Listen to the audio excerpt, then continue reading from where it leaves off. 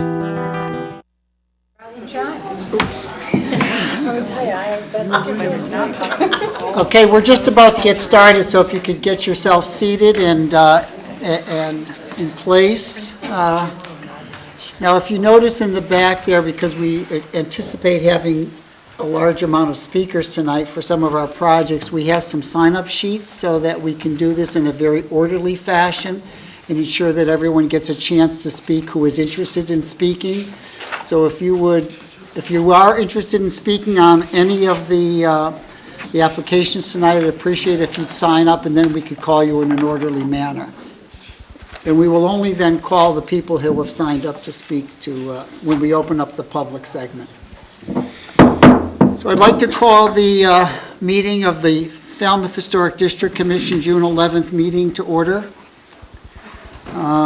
Our first application is a continuation of 13-29 Rachel White at 121 Old Main Road. Okay. Oh, sorry, before we get started, Rachel, excuse me, I just want to announce that we are being televised tonight, just for the sake of all of you who are here. So this is like a selectmen's meeting, and so it'll be no surprises when your friends tell you that they saw you on TV. Okay, so when you are coming up to make your present, present your application, would you please come to the podium and speak into the microphone? Thank you. Good evening. Did you get my additional information? Yes. Okay. Where are we?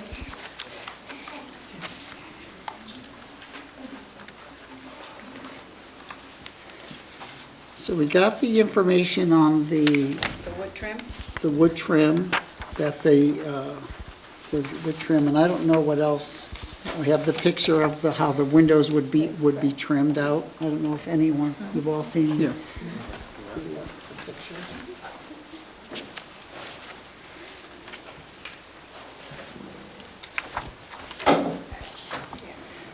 This is the new information here. Yeah. Additional information. I just wanted to clarify, I think that, that these are a vinyl window. It's not a vinyl clad window. That's correct. Okay, so there's no wood on this at all? Not to my knowledge. Okay. But the exterior trim was going to be trimmed out in wood? That's what the picture is, right? Yeah. Could you speak into the microphone? Is it on? Yes. Okay. Yes, it is. Okay. Is there any, I'll close the public hearing. Is there any more discussion from the board, any more information that you'd be interested in? There's two parts of this application. There's windows and then there's a door. So let's talk about the windows first, I guess. So basically, it's a plastic window. It's a vinyl window. Energy efficient window. Yeah.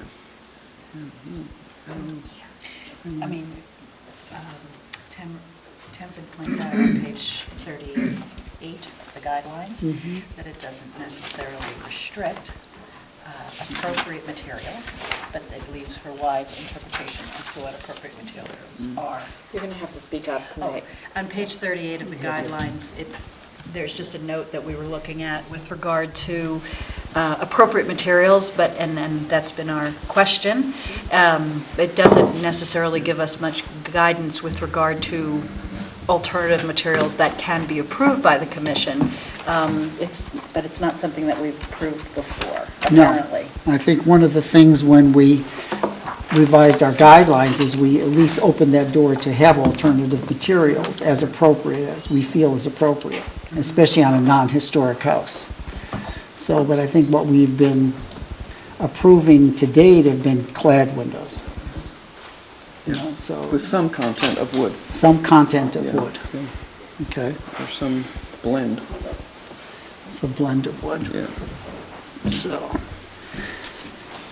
anything, Tom? 1977 house. Yeah. It's not really historical. No, and get your microphone, please. You got to remember that need to be heard. No, it's not historical, but it's still in the district. So we want to maintain, you don't throw your guidelines out the window. We want to maintain an integrity to some extent, recognizing that there's a lot more leeway that we can give to a house that's not historic. Yet at the same time, maintaining the integrity of, it is a colonial-looking house, a traditional Cape house, and we still want to maintain the district overall integrity. So you have flexibility to a point. Well, Okay? at least we've got wood trim anyway. At least we have We've wood got wood trim. trim. At least we have wood trim. And the door is I think there is no change from from your presentation, a fiberglass door will be painted? Yes, painted black. As Be it appears painted, in the though. black, yeah. Yeah, painted. Does it, The house as it stands now, the windows and the door have an aluminum storm window and storm door. yeah, And that'll be removed or maintained? The aluminum storms will come off with the new products. Okay. and the door as well? I have to wait and see. Oh. Yeah, I don't know.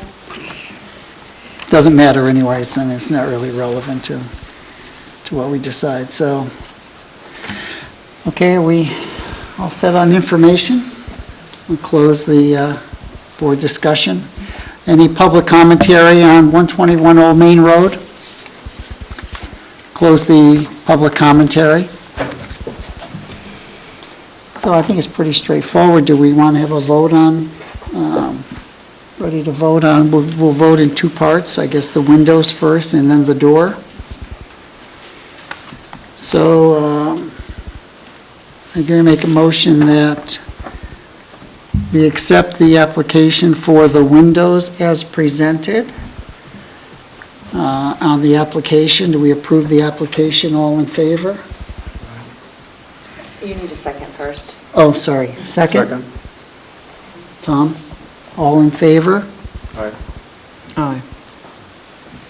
I guess so. I mean, if we're approving them, we're moving forward in that. Yeah. I'll keep it to yes. Okay, opposed? Opposed. So the vote's 3-1 So the vote is 3-1. for the windows. For the windows. For the entry door, Second. all in favor of approving the entry door as presented? Second? Aye. Nicole, all in favor? Aye? Aye. Okay. All set?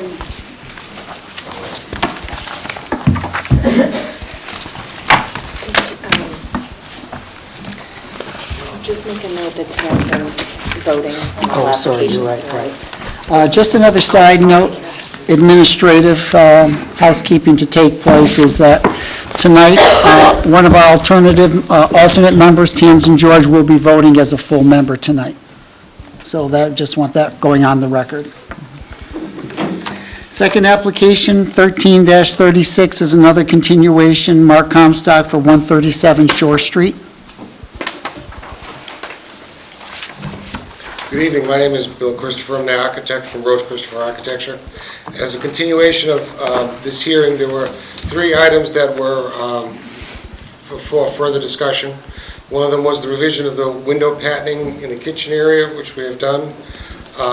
We have revised the selection for the garage door, and we've also made a selection for the lighting sconces that are going to be placed in the building. So,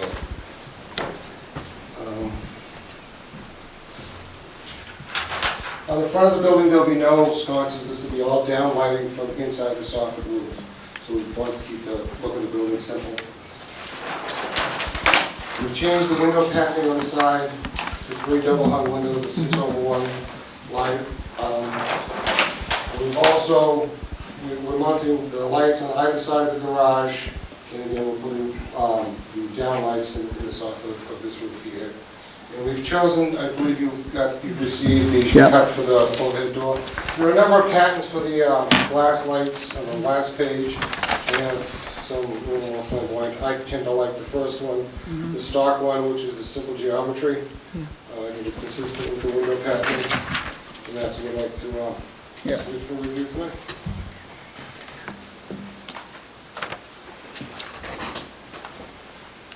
We've come a long way.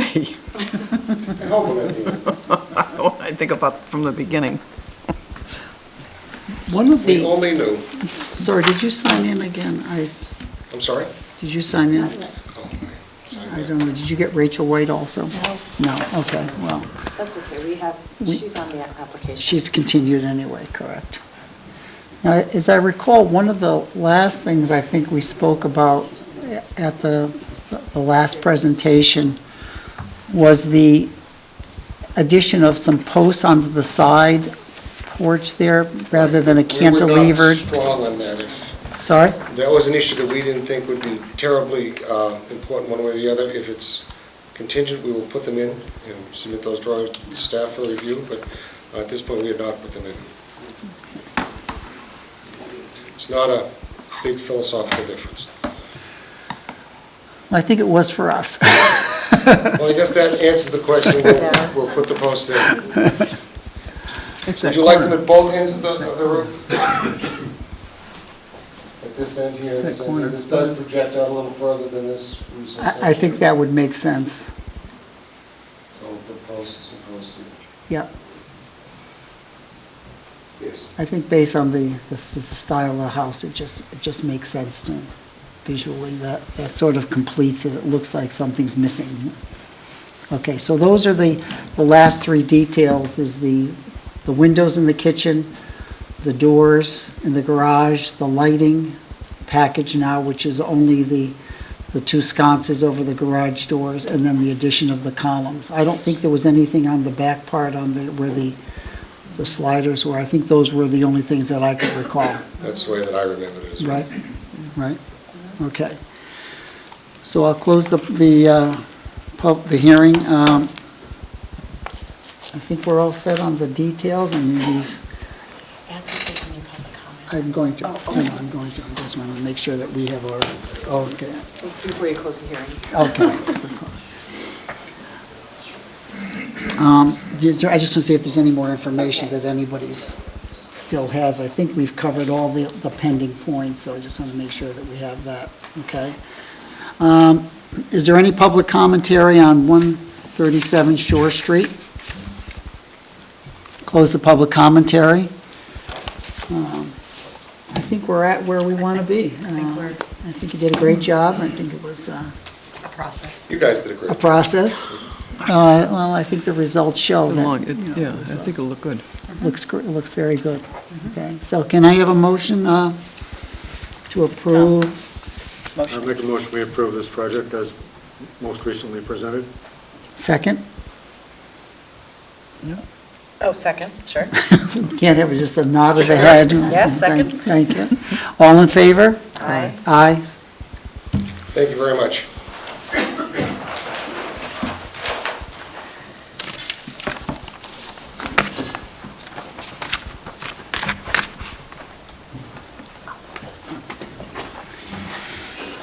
Our next application is 13-40, Jill McGaffin, 53 School Street. Hi, could you sign in, please? No,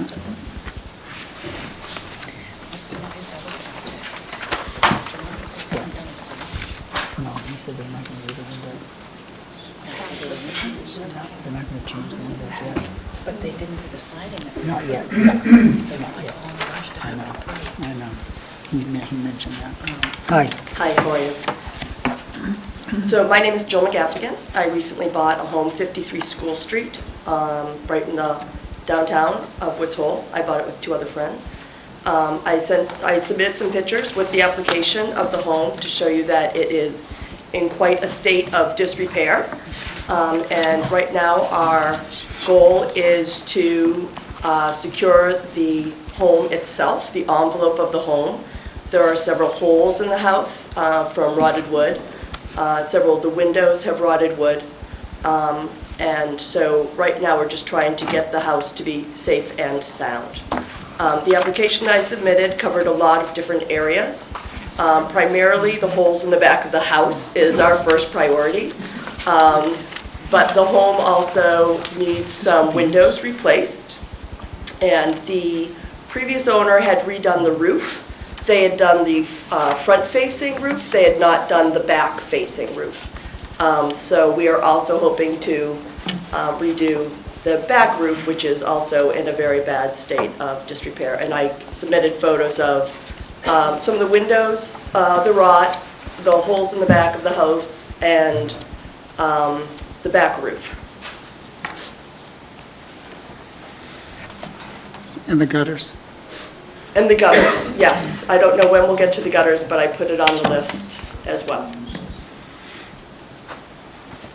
So you're proposing to install new windows throughout the whole house? There are two windows in the home that we would not be replacing, but the rest of them we would. The two that are floor-to-ceiling windows, we don't want to touch, and we wouldn't even know how to begin to replace those. But the rest of the windows that are right now, I believe you called it 2-light over 2-light, it's a double hung, we would like to replace those. Most of the wood is rotted. We're working with a man by the name of Charlie Marzot. He would be our builder. We have met with the folks at Wood Lumber about a Marvin window. I brought a sample of it here today. It's called an all-clad window. It's a wood window clad in aluminum with an aluminum frame. And that is, for cost purposes, our first choice. And I brought it here if you'd like to see it.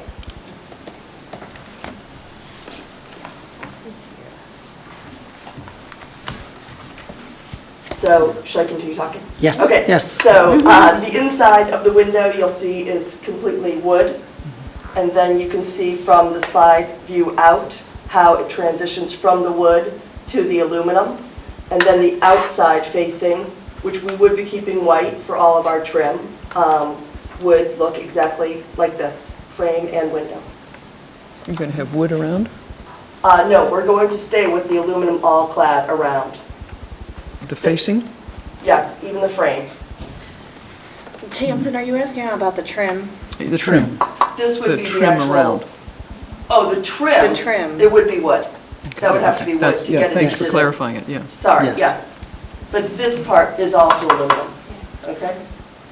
Would you like to see this closer? Is that the side you have on the bottom there? Is that the side? Yeah. Yes. Yeah, turn it. Oh, turn yeah. it. Turn it this way. Thank you. Oh, thank you. Okay. Very good. So this part here is going to be wood. No, this stays aluminum, and then it sits inside a wood sash. And we also have the option, it's more costly, but we can do an aluminum-clad sash with a wood frame. Yeah. That's our next option before we go to all wood. Yeah. But we were hoping, just for cost purposes, because the home needs a tremendous amount of work, that this would meet with your requirements. Yeah. Okay? Okay.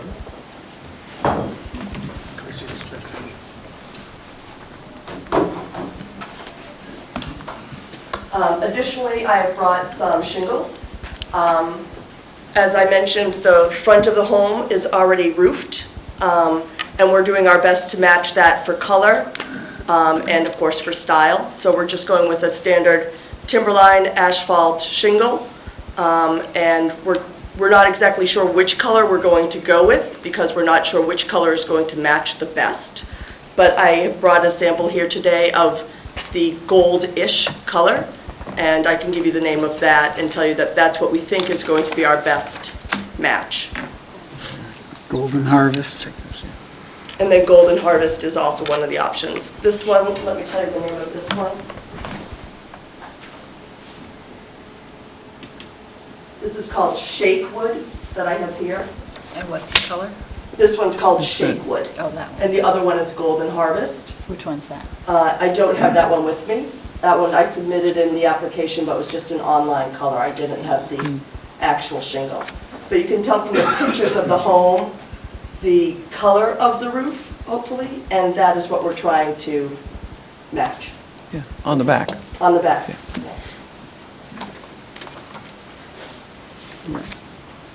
Yeah, no, I saw that. Yeah. The front is, oh, they're trying to match what's done on the back in the front. No, the front is done. Now they're Front trying to match on match the the back. Okay. So the issue of the visibility is less of an issue for us. Right. Because it's on the back, obviously you'll try to match it as best as possible. This is mine. There's the new. Yeah.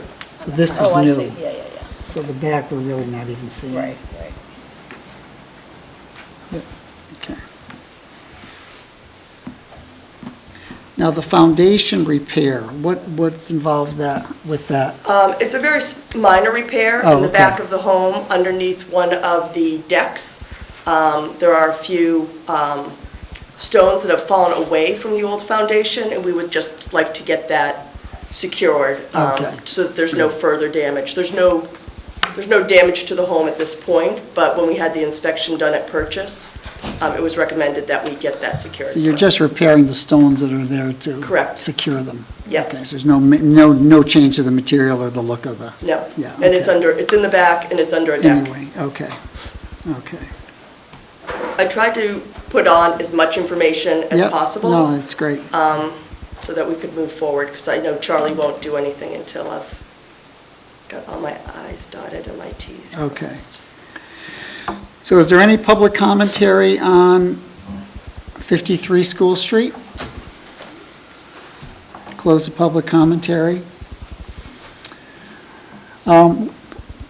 The commentary that I mean, we've seen this aluminum clad window before, and we liked this window. We have not seen it with an aluminum trim. Okay. It's with a wood trim. Certainly, That we yep. have seen and liked.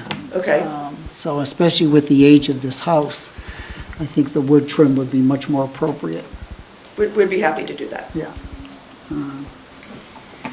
I mean, to we do bought the home because of its age. Yeah, And we would obviously. like to restore it. Well, with one hand, the cost, and one, the preservation. So if you're happy with the all-clad window with a wood casing or frame. With the aluminum clad window. Aluminum-clad window, yes. With the What wood about frame. the fancy trim on the front of the building there? We have not made any efforts to change anything on the front. That's going to be quite a project. Including the same on the windows? There is no decorative trim on the windows. The front upper windows are pretty elaborate. May I see? Yep.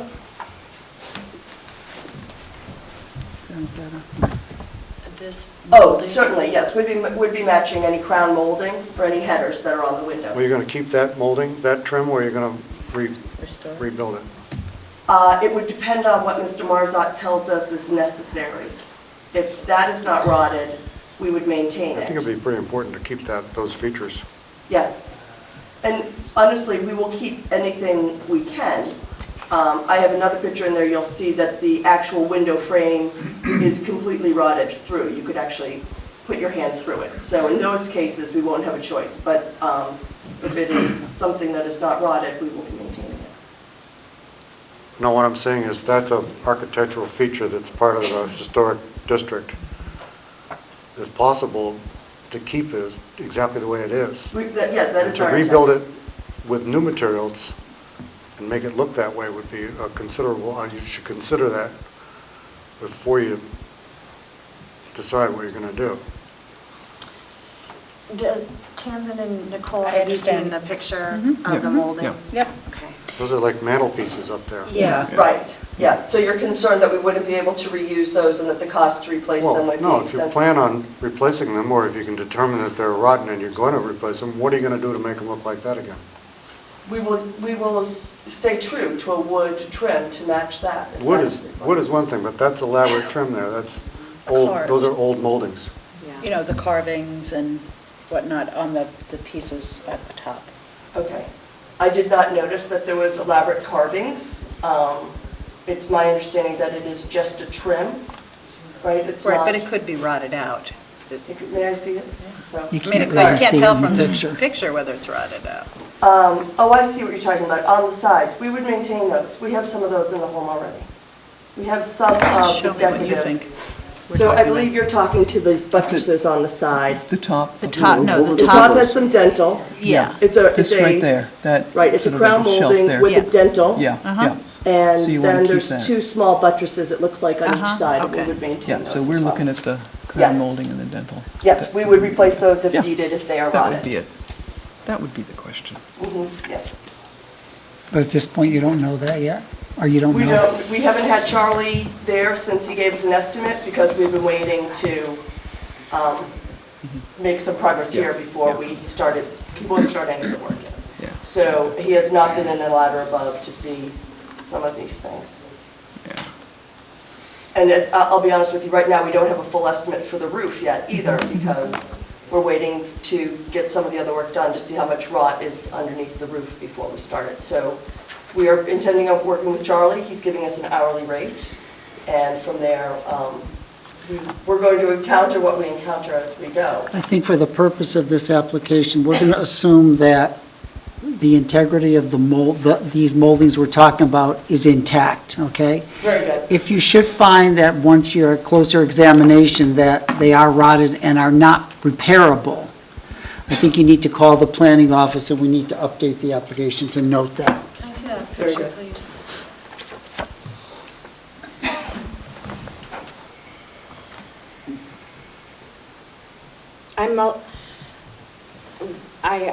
I understand what you're saying.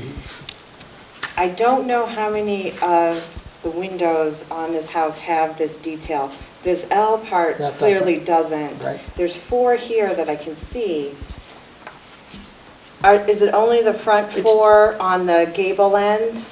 The front 4 on the gable end, to my recollection, is just the upper 2 that have that detailing. No, I don't, it looks like the bottom ones have it too. I do.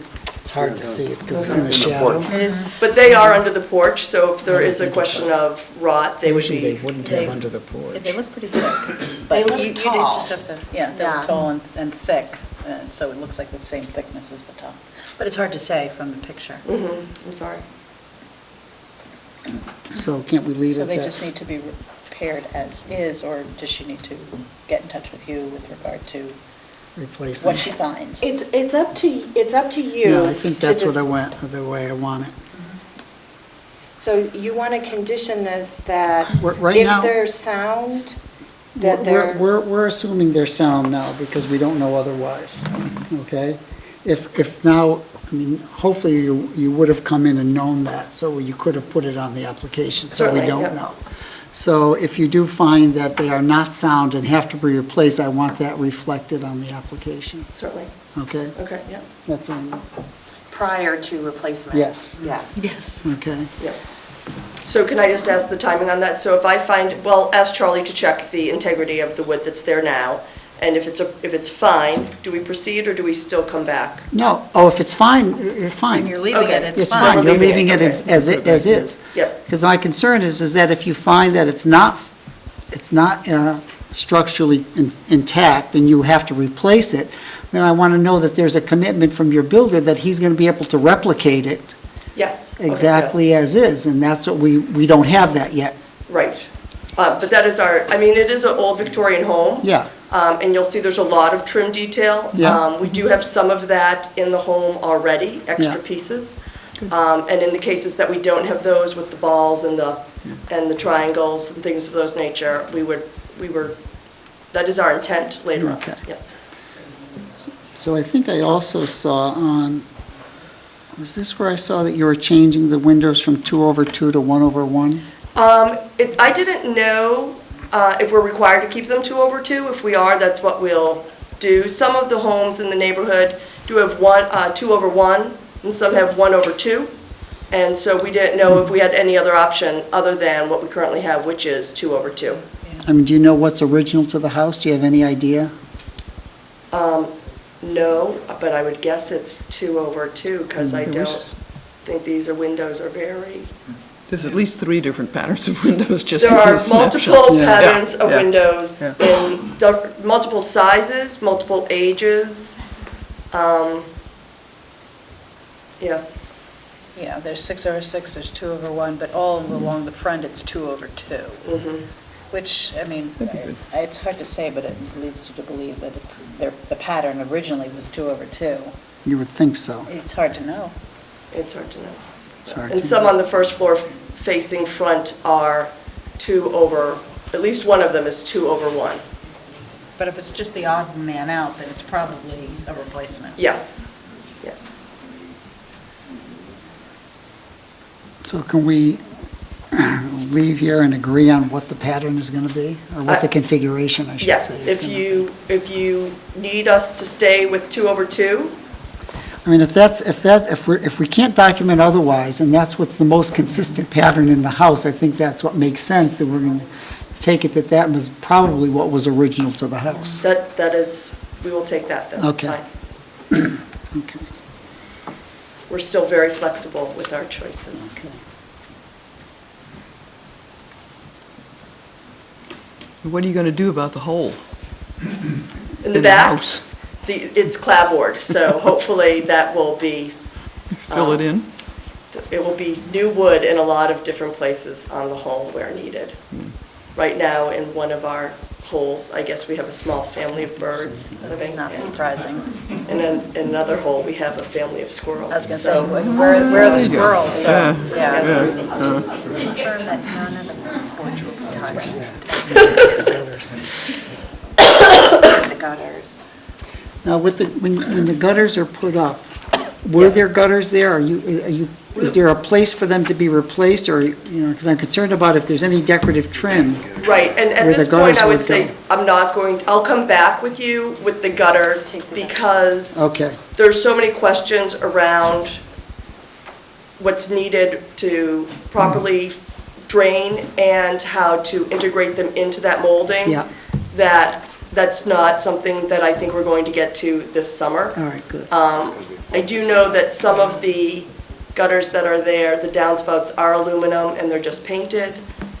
So at this point, I will have to come back to you on all the Yeah, gutters. so why don't we take that off until you have a better assessment of that? That's fine, Everett. You Thank know, because usually, again, that's where a lot of decorative trim is Certainly, yeah. there, you know, and people like to put it right on top of it. So I'm going to cross that out. Okay.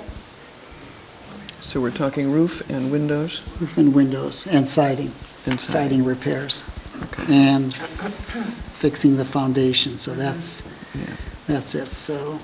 Now, Joyce had also asked me to submit some color choices. It is not our intent at this time to paint the entire home, but as we go, we will be painting the trim white, and we're trying to match the color of the home with something that's called, I forget, Philadelphia cream? Yes. Philadelphia cream. And if you actually look at the back of that Benjamin Moore flyer, you'll see a picture of the home. That is a home done in these colors. That's the stark it's white, basically and the that is yellow. the Philadelphia cream. And right now, the home is a light yellow And gold. with a mustardy Yeah. trim. Yes. I wonder if the mustard, if that wasn't more consistent with a Victorian home The mustard? Yes. Oh, I'm positive it was. than white and, Yeah, probably the mustard was more original in color. Oh, really? Oh, yeah, this is more of a colonial. that's, yeah. Yes, those colors, that is definitely a colonial home that I'm showing you, but I feel that the colors are in keeping with the area, hopefully, and with the home. I say, I don't think with a Victorian, you would see a white trim house. You don't? No. Okay. I mean, there's a lot more color. I mean, there might be tonal colors, you know, whether you had the mustardy house and then a lighter color yellow as the trim. Probably not likely to see a white trim house. Okay. Because I wondered if you scratched through the posts and whatnot that were painted that mustard color, what you would find as the layers. That would be interesting. Yeah. Based on some of the color choices inside the home. Victorians used very strong color. They used a lot of hot pink, which I didn't actually think was think that's a Victorian, Victorian but color. That's a lot of the a renovations color. have been started in the 80s, Uh-huh. and some of those choices are evident inside the home. Yeah. I would scratch through on the Yeah. exterior, on the trim, to see if you can reveal any knowledge of what the Certainly, yep. past, I don't know if you'll get to the original, but I bet those are all original posts. Yeah. I just think with white, it would actually make the house look odd. Okay. I mean, it's pretty on this At this picture. point, then, we're happy to match. As I said, we're not painting the entire home, Yeah. so we're happy to match what's there. I mean, certainly the house has been that way for quite some time, those colors. Yes, Well, we for can- quite some time. Yeah, so, Even the colors. I would scratch through before you I would painted let the it trim. come back. Okay, Color, no problem. Take the gutters off, take the color off. Hold on. I Say don't- this again? So the question here is whether you have enough information to make a decision, or if you need to continue this and have her bring back a color chip for the post, have her bring back more information on this decorative molding, and whether or not it can be stripped and reused, or if it does have to be replicated. These are some pretty big questions, so you have until July 9th, and you're meeting again on the 2nd, so a continuation is in order if you want some of these questions settled before you vote. Is there any urgency in any, like, the repair parts of, like, the hole or something? Is there something that needs to be done? There's several holes that need to be fixed right away, and I don't know what questions we have open other than whether or not the trim is not sound, in which case we would come back. And your second, and a choice of the trim color. For now, we'll match the trim color. We can certainly do that, just any computer can match the color that's there now. And then we'll worry about when we paint the actual house, we'll come back if we are changing the colors. It's up to you guys. Okay, so if we're going to keep the original, we're going to keep the existing color. You're not going to then change it. We're not changing It's anything. fine. Okay. If you want to change it, then you have to So go. we've taken the Right, that will be gutter off. that, Do we yeah. have enough information on the other? But at this point, it will just be the areas that we're repairing that we would be, Painting, the Painting. same. Because yes. only this says clad. Where's my- Trim, repair, Right here, windows. yeah, but if we're talking about the trim color, Mhm.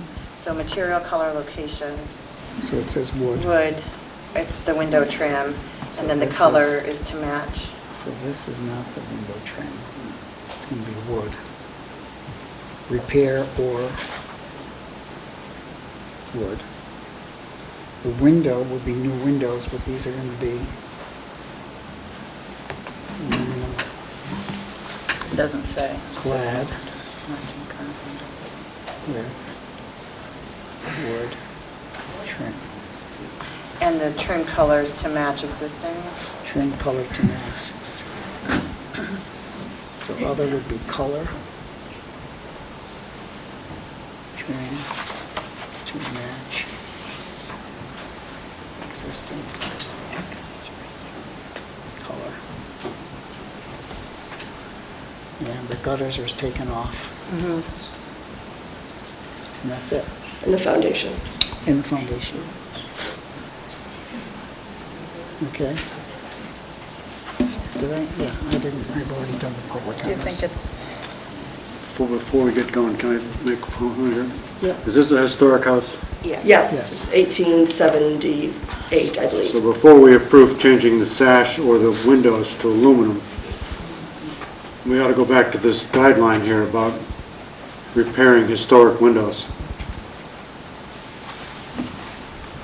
what page is that?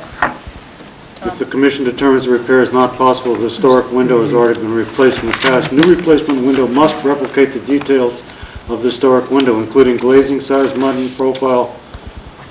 Where possible, the frame of the new window must be minimally visible.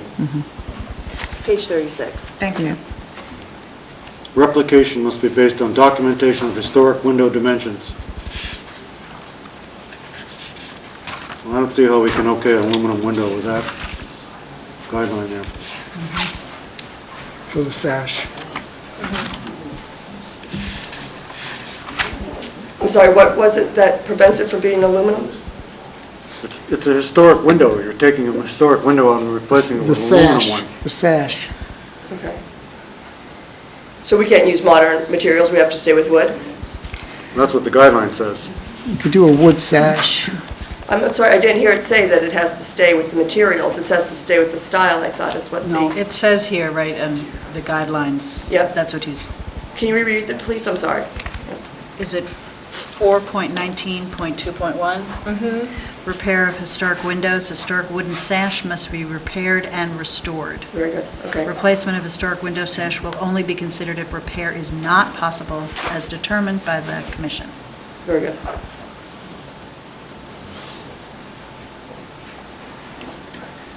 That's the guidelines. Okay.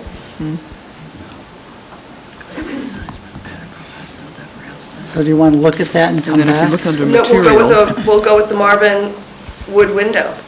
If we, I mean, that was, the hope was that this will look and certainly maintain and last longer than a wood window would, and that it certainly wouldn't look any different than a wood window did.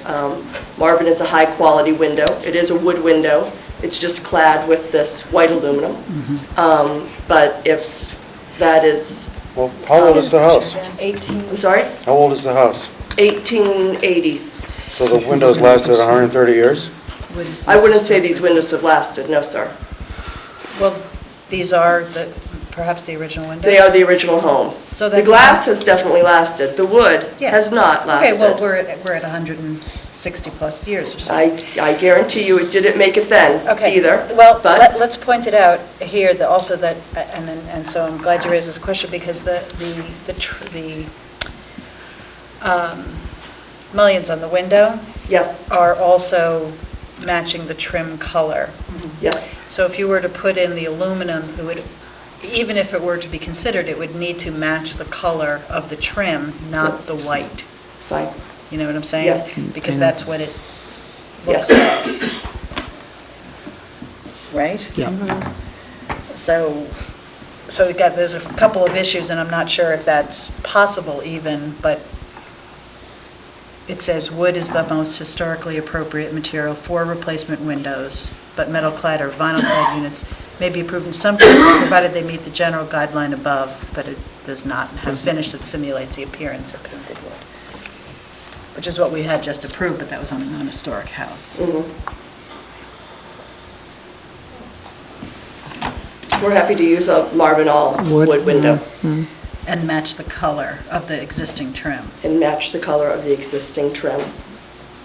And you have to make an attempt to make that Marvin window look like these windows you're taking out. They can't, the moldings and the trim and just because it's wood, Right. it should look like the old one. Like the styles themselves. It's my understanding the frame would be completely custom made to match what is there. Right. I think that's what we're talking about. Okay. So do you want me to summarize this for a motion for you? Yeah, that would be great. Thank you. Okay.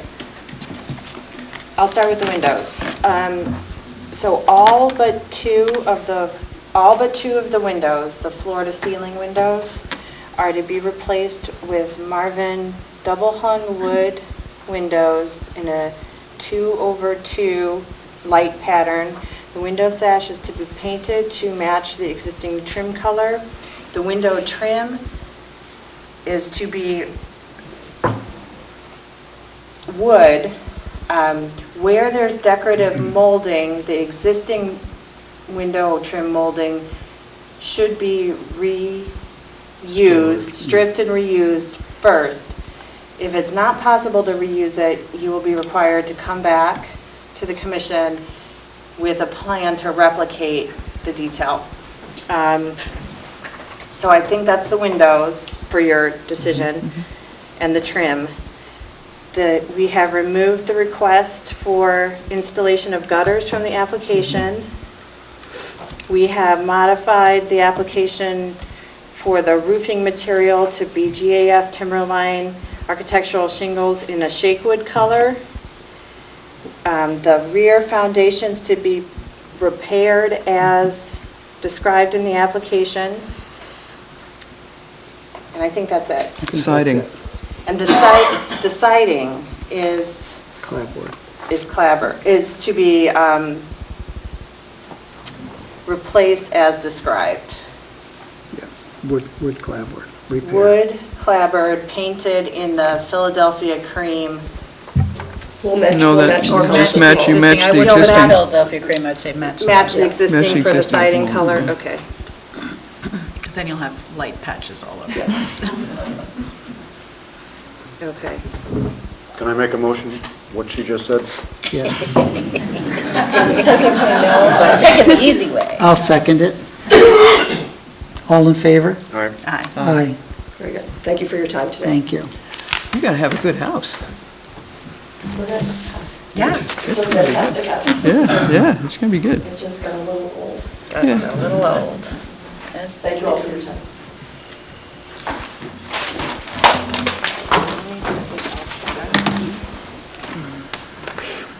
Thanks, Tom, that was a good call out. Very good. Do I have all the pictures? Yes.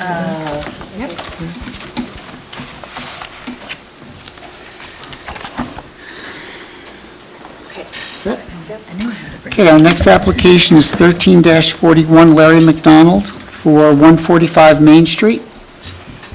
A sign. So I'm Eric Johnson, I'm the owner of Tisbury Frozen Younger. The owner of what? Tisbury Frozen Younger, Larry McDonald is the landlord. Okay. Could you sign in, please? Yes. And material and color. Oh, great.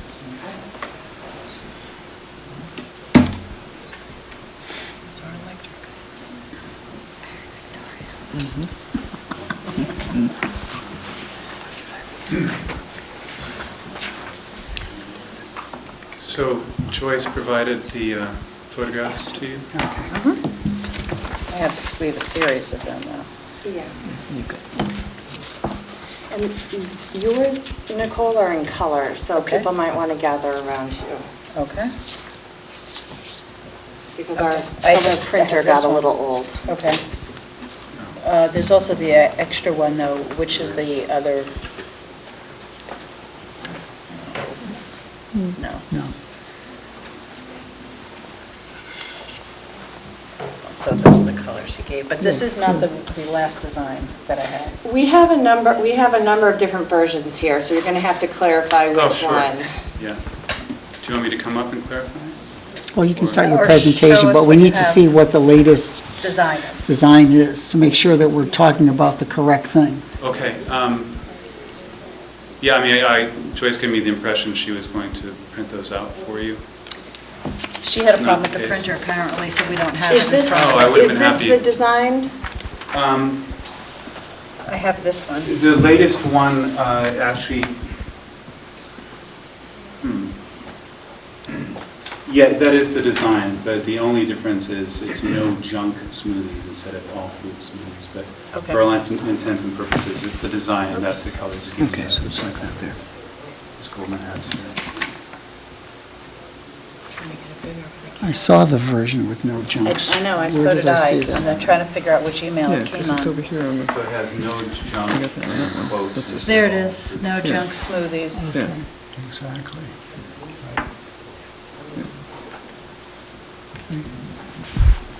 But otherwise, that is the design. It's 16 square feet. Okay. Did you see this, Tom? Okay. So I'm not sure what to say beyond. It speaks for itself. It speaks for itself. Sure.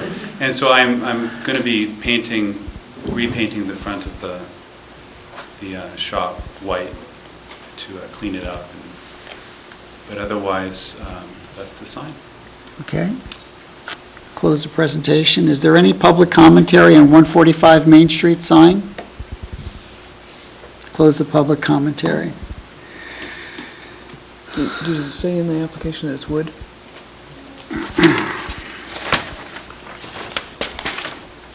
It's, Your sign is Does going to not. be wood? It's wood. It is that material. It's that material? There, yes. The composite there.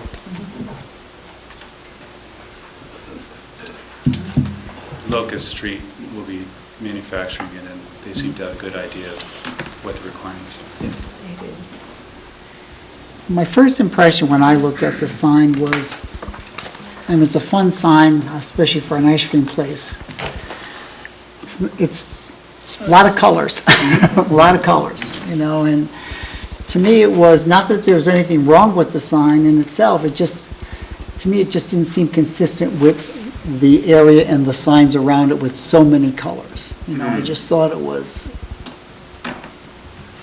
is this a Oh. franchise or just an independent? No, it's my shop. I have Independent. one in Martha's Vineyard, and this is our second. And regarding the colors, I'd just like to say, I mean, it's very consistent with our product and what we present, in that we focus on freshly cut fruit. So, you know, the orange is mango, the green is kiwi, et cetera, raspberries and blueberries. So it's not, you know, there's a reason for the colors. It's not No. like we're just trying to, you know, gain attention. yeah, I know, and I understand that, and I understand the product itself, and this lends it to that. I'm just also trying to think of our role of trying to also make it fit into the district and not just look like a neon sign up there, you know, compared to all the other businesses around you, and there's a cluster of probably 4 or 5 different businesses right in that little block that you're in as well. And the other comment that I had was, I was surprised to see, at least in this kind of sign, which would normally have the name of the store or the shop there, where you advertise products. So by putting 33 toppings, you're suddenly locked into something. You know, what if tomorrow you have 38 toppings, you know? and- Well, I believe it says 33 plus toppings, doesn't it? Yes. Well, you go, Toppings let's say you plus, go yeah, less or 33 something, you toppings know, plus. but, We actually have about 45 toppings. I'm not a numerologist, but I like the number 33. okay. Larry Bird and all that. Yeah. Oh, Larry Bird, oh, get that in there, yeah. So, A little history. okay. Little local lore, yeah. So I was But just, I'm sorry, I don't mean to interrupt, but No. I don't think that the colors, I mean, you said neon, I totally understand you want to stay away from that, but I think, in my opinion, the colors are tasteful and well-matched, and we've put a lot of thought into them. And we do put a lot of thought into our presentation and our graphic design to be very tasteful. yeah, and it's not an issue of tasteful, I think. Are you looking for some sort of simplification? A simplification of the color tones, you know. Maybe not, tone- or toned maybe down. all the elements. Or the elements. It's very busy, and then when you add the multiple colors, the 6-color combination there, it's a very busy sign. I mean, when we've approved signs in the past that have color other than, I mean, I'm not saying this has to be a black and gold, you know, numeral thing, but, you know, it might be 2 to 3 colors, you know, where there's an accent color that brightens it up type of thing. Now we're talking Right, so maybe a Ed's... lot of colors. Maybe part of Ed's point is about it not looking like a billboard, it looking like a sign. A sign, yeah. So when you have the You know what I'm combination saying? of the product information, the name, the colors, the 5 different fonts that are on there, it looks like a billboard as opposed to a business sign. And I'm saying, can we tone that down a bit? Without losing the integrity of what you're trying to... Or your branding. Right. Or your branding. I mean, we're not trying to change your branding. Right. It's your decision to make. We're Yeah, not right. rebranding you. but- Right, so it could just, it could, for instance, just have Tisbury frozen yogurt. True, yeah. It doesn't have to have the bubbles and the other colors popping out. So it is possible without losing the brand, right, or your logo. Yes. And you could put that I information... don't want to do it. No. I mean, You have your window, you have Yeah. your door, you know, where you can advertise things like your current products that are changeable. Right. Although I wonder, I mean, if we're here talking about what historical appropriateness or whether we're talking about We can. other issues. Would you like to talk about historical appropriateness? Only if you have to. But Okay. I do understand what you're saying. I don't necessarily agree with it, but No, I know, but understand we what want you're it to fit in to the other businesses Right. that are around you, you know, and yet, at the same time, not lose the integrity of what you are. I mean, we're not trying to make you look like the next store Right. either. That's not what our intention is, Right, and believe me. we don't want to, I mean, some shops, obviously, they make lots of vinyl decals for the windows, and they kind of bypass any sign limitations by treating their windows Yeah. like signs. Agreed. And I'm not interested in doing that, so I would like, and obviously for frozen, there are a lot of frozen yogurt shops that aren't smoothie shops, and the smoothie aspect, and the no junk smoothie aspect is a very important part of our business, you know, no sugar added kind of thing. So, you know, I'm attached to the information on it. But obviously, you're right. I mean, in terms of the trademark, in terms of recognition, oh, it's Tisbury frozen yogurt, I see what you mean, that you could do without some of the additional information necessary. I think if you could make it less busy, and it just, Some of the most successful signs are the simplest ones, because people also only have a few seconds to Right. see it, and so if they have a lot of too much visual Right. information, can work against you, actually. So, I'm trying to do you a favor.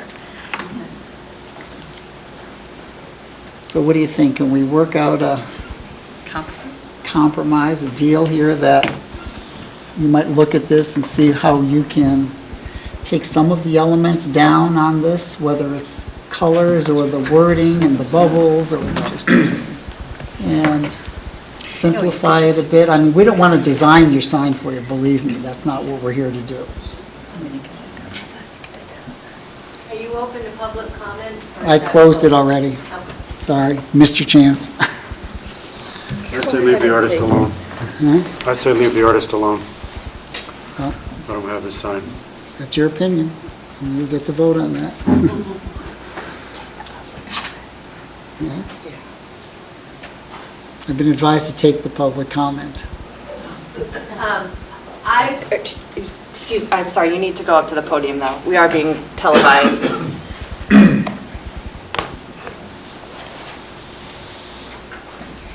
I understand what you're saying about not wanting it to be too busy.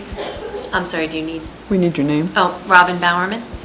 I understand what you were saying about not wanting it to be too busy, but I appreciated his noting that to have the information on the sign approved as opposed to sticking things in the windows is much more pleasing to the eye.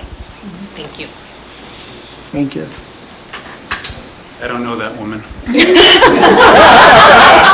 Never seen him before.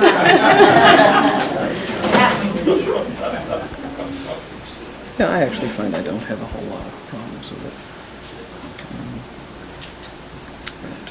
Well, I think its comments are apt, that it could, I think it would be more effective even if it was simpler, but again, we're not designing it. But No, I that's don't my want to feeling. design it.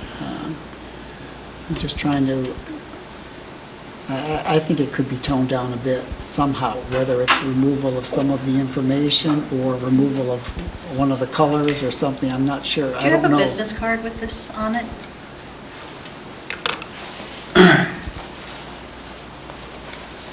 I should. You can always it does not pass then, so it's a We do have a lot denial. of variations. Correct, and so like, for instance, that's right, I was trying to look, I can't see this, but I guess the letters are all outlined. Yeah, that is that way. That's more That's what bubbles. that's what I was sort It's of more hinting at. bubbles, I was just looking to see if all the letters were outlined. Because the letters don't. They're not, no, on this they aren't.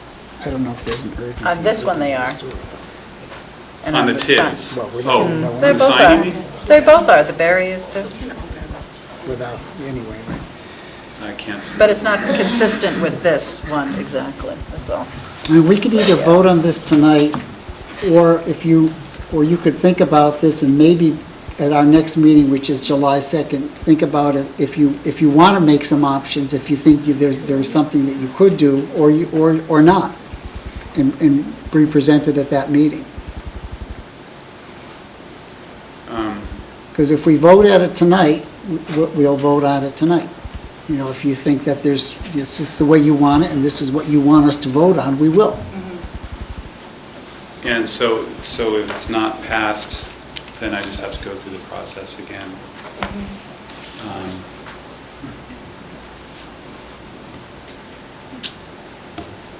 And is it a majority decision? It's a majority to pass. May I would like the sign to be manufactured in the near future, for Yeah. sure. But then again, I mean, my personal opinion is that the sign is good the way it is. I respect your thoughts, for sure, but I'd like to keep it the way it is. Okay. So I'm going to take my chances. Okay. I make a motion.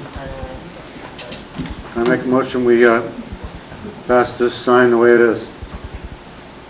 Okay, a second? Second. All in favor? Aye. Aye. Opposed? 2 to 2 does not carry. Sorry? 2 to 2 does not carry, so it's tantamount to a denial. So what you'll need to do is come back, reapply with a different option for July. Would I be able to get in July 2nd meeting, though? Yes. Yes.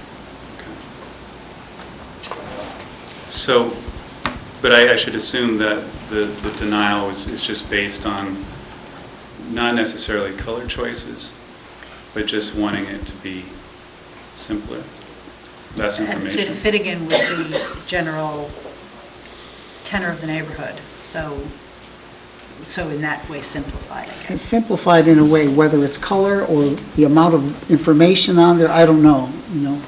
I mean, we're not going to design the sign. That's not our role to do. And I could bring multiple options? Yes. And we could Sometimes look that's through them. sometimes that's easier. Sure. Okay, Okay? thank you. Can you pass that down, please, Johnson? Yeah. Anything else has to go on this one? Okay, just a reminder, I know a lot of new people have come into the meeting. At the beginning of the meeting, I announced that if there's anyone here that's interested in speaking tonight, when we open the public commentary, there's some sign-up sheets in the back of the room, and only people that have signed up to speak will be speaking. We're trying to keep this orderly and give everyone an opportunity to speak, so I want to try to do it as orderly as possible. So for those of you who have come in late and didn't know about that, we'll take a couple of minutes here to let those people that are interested in putting their name on the list to sign up, so they don't miss their opportunity.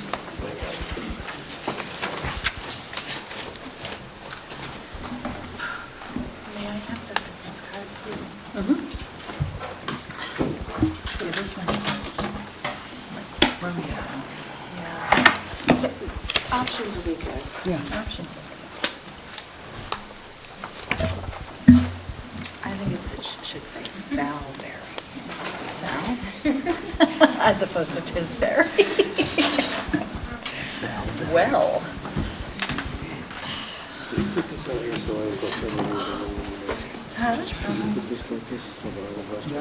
No. We used, yeah, we used this one. I already tried to see if I could do that, Yeah, and I that's was why told it it's was not up possible. I tried, believe me.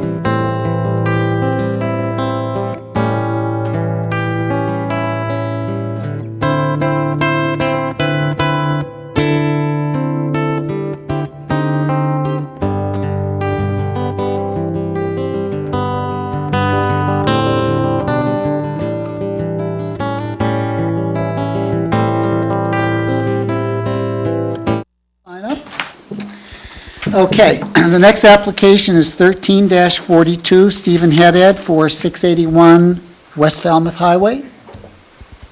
Steve, you want to sign in, please, and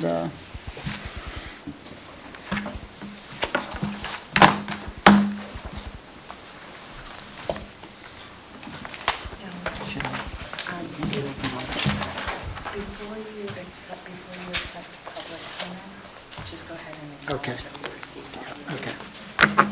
all Good Okay. evening. My name is Steve Haddad. I am the applicant. I think as most of you know at the board that I was here a few months ago with an application for the property located at 681 West Falmouth Highway. Since that time, I have had an opportunity to meet with lots of people. Some people for the project, some people against the project, some people neutral, architects, engineers, and I have submitted new plans which are before you this evening. And given the amount of people that are here who want to speak, I'm going to try to be very brief. The plans that you have before you now differ slightly from what you saw 2 months ago. I've added a building in the historic district referenced as Building 2 on the plan, and I've also added some additions to the existing structure referenced as Building 1 on the plan. I added a first floor bedroom to the north of the building, added a porch to the south of the building, and I added a garage west of the building. Directly behind that, you'll see an additional building that you haven't seen before, Building 2. And I submitted with the plan photographs of the sites that you may or may not see from the street. I think you just permit me from the angles. That's kind of down to here. Steve, if you have a site plan and you want to pin it on the board, feel free. Thank you.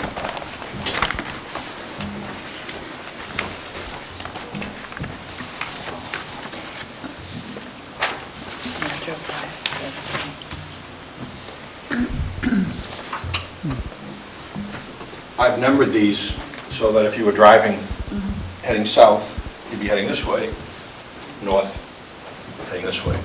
So you get sense as to what you might see depending where you were on the property. So it's pretty dense foliage heading south, and the same pretty set heading north. So I'm not sure just how much of this building you would like to speak to. I'll speak to as much or as little as you'd like, but my thought is that you're really only going to see that much, and perhaps that much. So I'll speak to as much or as little as you'd like, but please stop me if I'm giving too much. This one I've seen before. There's been some concern about moving of the building, and I was concerned about moving the building. The first plan that you saw, I was picking the building up and moving it, I believe, 25 feet or so. My first inclination when I saw the property, I think as I mentioned before, was that it's in need desperately of new sills. Currently, the house sits on timber piers, less than 6 inches off the ground. There's no foundation under the front portion of the house. Only in the center of the house is there a small foundation. In the back portion, there's literally nothing. It sits on a rubble foundation. So the first thing I did was I engaged a structural engineer back in February and asked her to meet me on site with Gary Sylvester of Sylvester Moving. And I asked Michelle to go through the house, look at it, and say, can this be picked up? And she consulted with Gary Sylvester, and I have a letter here to submit for the file that says clearly the house can be picked up. And in fact, it should be picked up, and it should be put on a foundation. One of the reasons, there's several reasons why you would pick a house up, but I'm going to quote from Sylvester Movers. One reason would be for failing a non-existing foundation. Well, I have no foundation, and what's there is clearly failing. The next reason would be to reposition a structure on its lot in order to maximize the usability of the area. Well, I truly want to maximize the usability of this area, but I want to do it in a manner that I think makes for a wonderful community on that lot. I think the addition of the porch that I'm adding really adds to the neighborhood feeling, people walking by, people being able to communicate. And lastly, another reason to relocate or put a foundation under a building would be that the building has historical value. I believe that the building has historical value. I'm a builder. I sell real estate. I own a real estate company. The building, in order to preserve that value, needs to be put on a new foundation. And once it's up in the air, that's the tough part. It's getting it up in the air. Once it's up in the air, moving it a few feet left, right, back, forward, really does not make a difference. And so I chose, given the fact that I'll have this once-in-a-lifetime opportunity to have that building up in the air, would be to move it to the north. So I'd like to submit this, so you'd have it for your record. This was dated February 19th, so this was not a Johnny-come-lately, is the building safe? I did this on day one when I first went to the property.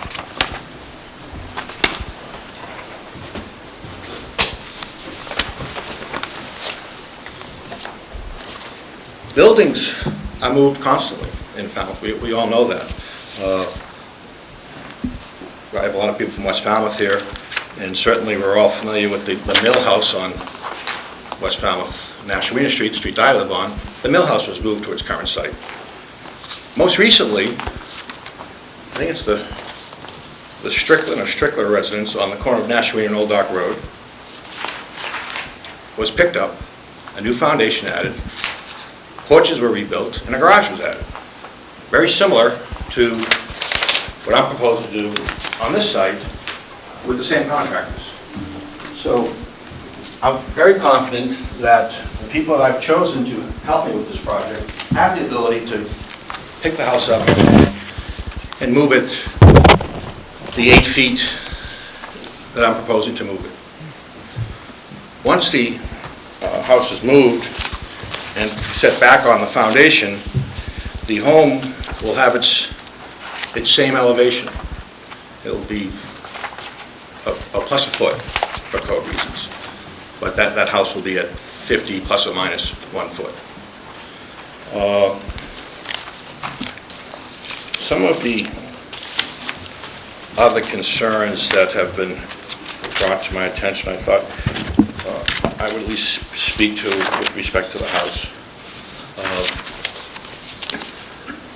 I think it's important that the structures that I'm putting on that site be placed where I just thought made most sense. I've met with engineers, I spoke to several people, and most people are in agreement that the last thing that they want to see on the highway is a wall of shingles similar to my two abutting properties. As you know, the Liberties have an apartment complex to the north, I think it's 5 units, and has a wall of Leland cypresses. The Fieldstone condominiums, which are very nice, to the south, and they also have a wall of arborvitaes. I thought that it made much more sense, rather than looking at this, to hide this or this, that I would put a plan together that would allow people to drive by and actually take advantage of a nice view up through 28A, up through Craggy Ridge. That property was first built, it was all woods behind there. You don't see anything now. Now it's Craggy Ridge. So there was some great thought into how I would position the homes and buildings on that property. It wasn't just get as many as I could, because I certainly could put more up front. That wasn't my thought. My thought was to place them in an area that would have what I consider to be some appeal.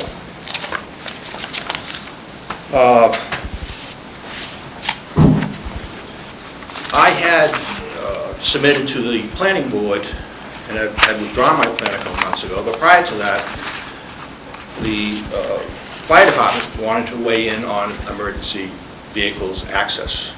And I'm speaking to this evening because a lot of people, again, felt that the new driveway location is not great, and it's too big.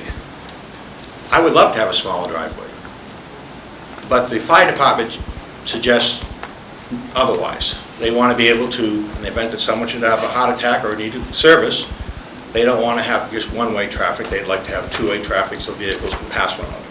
So again, what you see on my landscape plan, what you see on my site plan is not driven just by what Steve would like to have, what the neighbors would like to have. It's mostly driven by what the fire department would like to have in terms of width and turn capabilities.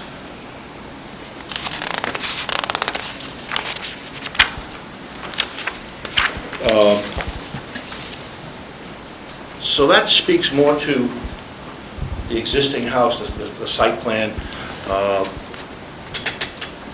That's kind of where we left off at our last hearing. And we were going to get into the specifications of the homes and the buildings themselves. And there was some conversation about what might look better, what might be more appealing. So I have taken the time to show you what a shed door might look like in the duplex.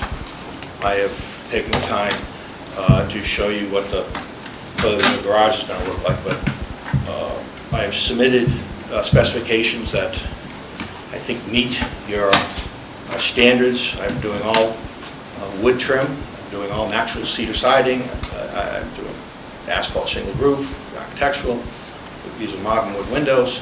So I think that from that perspective, we could reach some common ground, and I really don't have a whole lot more to say. I'm sure other people do, so unless you have some questions of me now, I'll gladly relinquish the podium.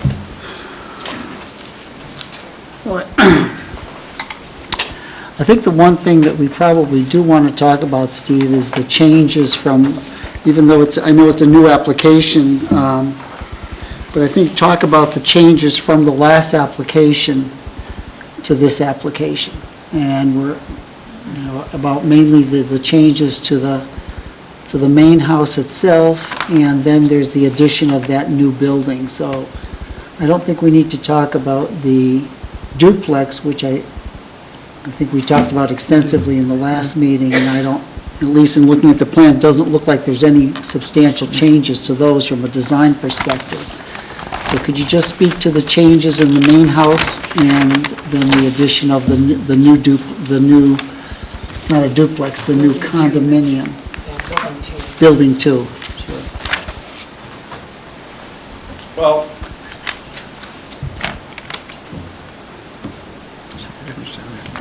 all of the units on the property will have functioning front porches, not decorative front porches. They're all 8 to 10 feet deep. And by adding a porch to the south side... Excuse me, you need to speak in a microphone, Steve, so I know you like to... So if you could... We didn't have a microphone last week. I know. We didn't have television last time, so... I wanted to have functioning porches. I wanted to have a real feel of a community.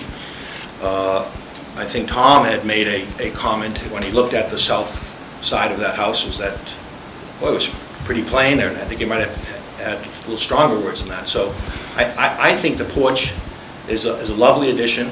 There's porches up and down most historic districts in town, and I really felt that a porch on the south side, southwest, Sunsets, is really a nice addition to what I perceive to be a fairly unattractive side of that house. And I don't feel that it takes away from any of the character of the house, any of its period detail. It's a pretty plain structure. I think the porch is a nice addition. The garage, you saw that at the last hearing. It's always better to not see cars versus seeing a bunch out on the front lawn. So the garage is kind of a necessary evil today. And the first floor bedroom to the north, that it already had a structure on the rear of the existing home projecting out, and it just made sense that people would like a first floor bedroom.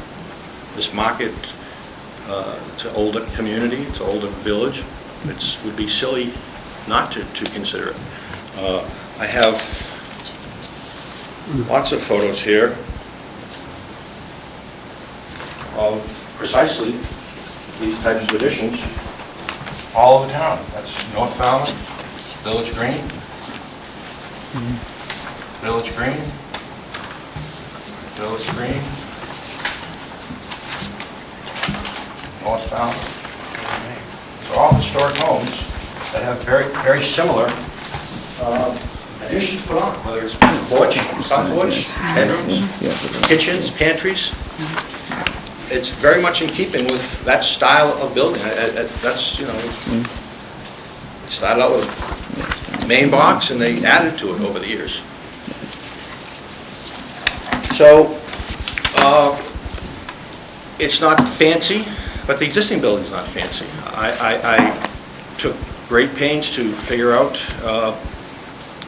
size, height, shape, and the guidelines helped out a lot. Step down. Can I ask a question? At one point you said 50-plus feet. Is it 50-plus feet high? No. That's the elevation. It is 50 feet. Above the Yes. road? Above sea It's level. Above sea 22 level. plus the 27. Not the building itself. It made more sense to describe it that way so that we could relate it to the other buildings. I see. Clearly, all of the buildings are less than the 35 feet. Oh, okay. That's what I didn't And all of the understand. buildings are either smaller or 6 inches or so taller.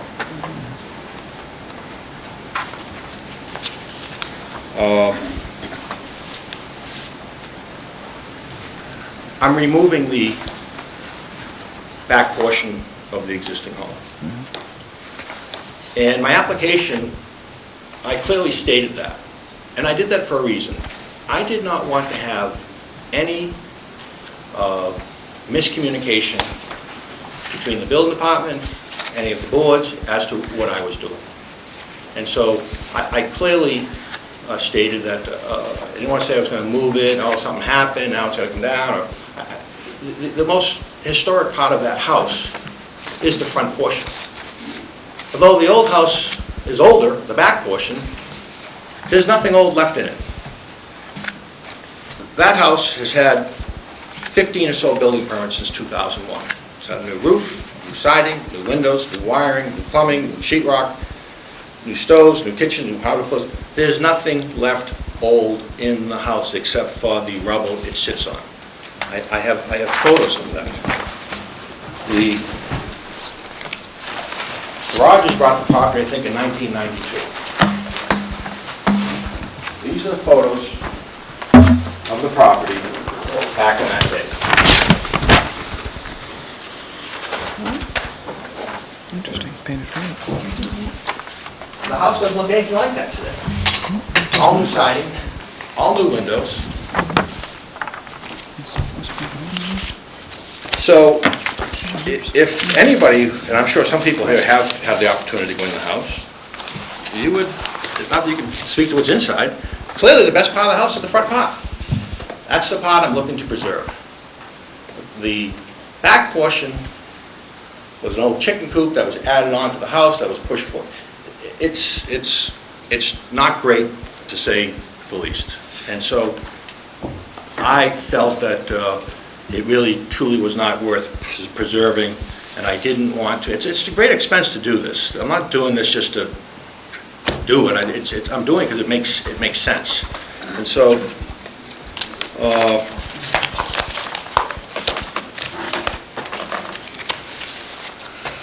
I have all the building permits. Replaced decking, roof replacement, wire replacement, window replacement, kitchen, remove the kitchen, replace the kitchen, strip the floors, add a pellet stove, remove a wood stove. That's all in the back half of the house. There's nothing old in the house. I consider it to be a new addition to an historic building. And when I look at it that way, it does give me some leeway to be able to remove some of it. If while I was removing, I thought that we got to a point it was worth saving, I would save it, but I've been there, I've examined it, I've crawled on my belly, I've looked. It's just not there. Can you please speak down? Thank you.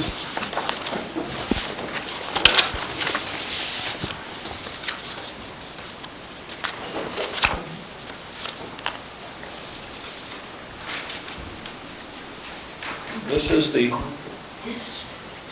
Excuse me, could you please, this is a public hearing. This is the outside of that structure. Of the back wing? Yeah, yeah. This is the inside of the structure. I mean, it's Yeah. Sub-Zero appliances, Wolf, Gen Air, I mean, that didn't come in the 1800s. Pellet stoves, all new ceilings, vents. As I said, there's nothing old left in that portion. So I feel that what I'm proposing with that structure, because I know that that's what most people are concerned with, is certainly in line with what we're trying to achieve in the historic districts, and that's really preservation. And so that's really all I have to say about what I'm proposing on that building and whatnot.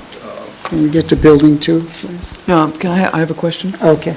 Steve, I noticed in the drawings of the new version Yes, that there are no chimneys. Oh, yeah. correct. Now, are you going to remove the chimneys? And what do you do about the fireplaces? There are no working fireplaces in the house. They've been replaced with pellet stoves and wood stove. These chimneys are not historic chimneys. These are new chimneys. Sure everybody's familiar with Lou Rosado, one of the best masons in town. I've had Louis over there, look kind of clone. In fact, I got pictures of all the chimneys. If you look at them closely, it's a Glengarry or a Boston paver that's on those. They're not new bricks. My brother Paul's a mason, he's been a mason for 30 years. I've been around masons all my life. I value brick. Used bricks are about $2.50 a piece right now.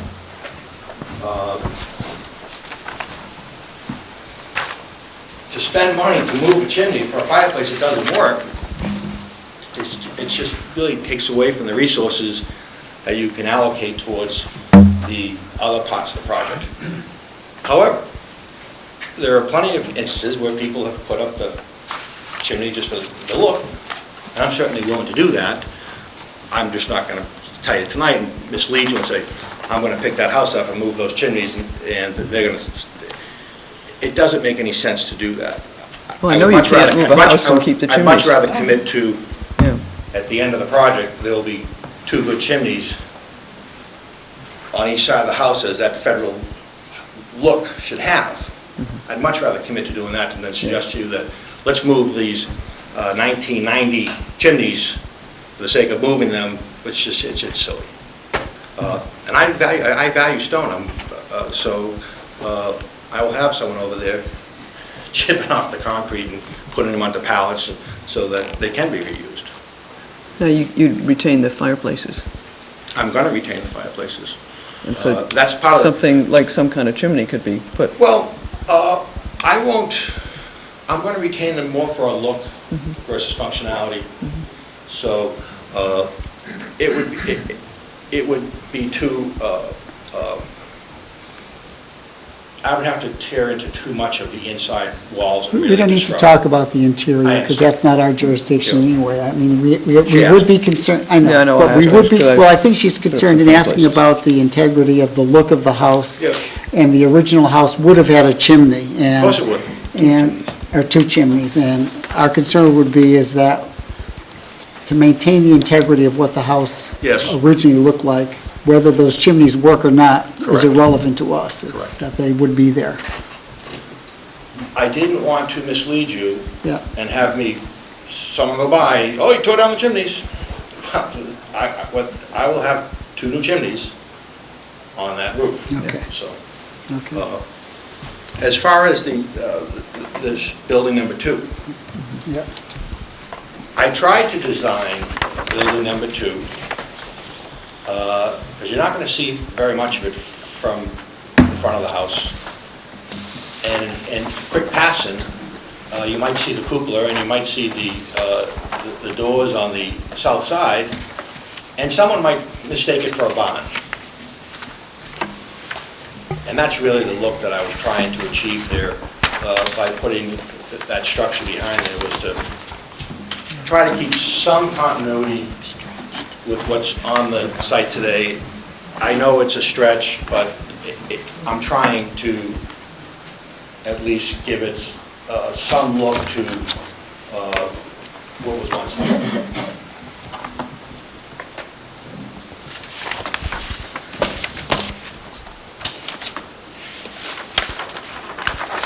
So as I at least understand the way the directions are here, the entry door would be facing east On building 2, on building 2? there would be 2 entries. If you allow me to... I guess, well, I assume this is a main entry, right? Yes, that's what's... This right here would give you an opportunity to enter the house, Yeah. as well as here, as well as the garage. What's the main entrance, I guess? It's the main entrance. Well, if you On this On plan, the where's site the main plan, entrance? I'm envisioning that someone who lives here is going to pull into the garage and go through the garage door. Someone who is visiting might park here and walk in this way, but I wanted these 2 people, I wanted a little backstory, these 2 people to have a relationship, so I'm envisioning that if you lived here and you weren't parking in the garage, that you would come this way so you could greet your neighbor on her porch. I Okay. wanted But to you will have have that Yeah, he has that there. That's this, that side. Do you have a large, can you pin this up so, I mean, we have a large public audience here that, I know we're talking about this, and people can't visualize what we're talking about, so it would be... Believe it or not, most of these people have seen this. Okay, well, But I will gladly pin one up. I don't assume. I will gladly pin one up. We have the 2D pins. Yeah.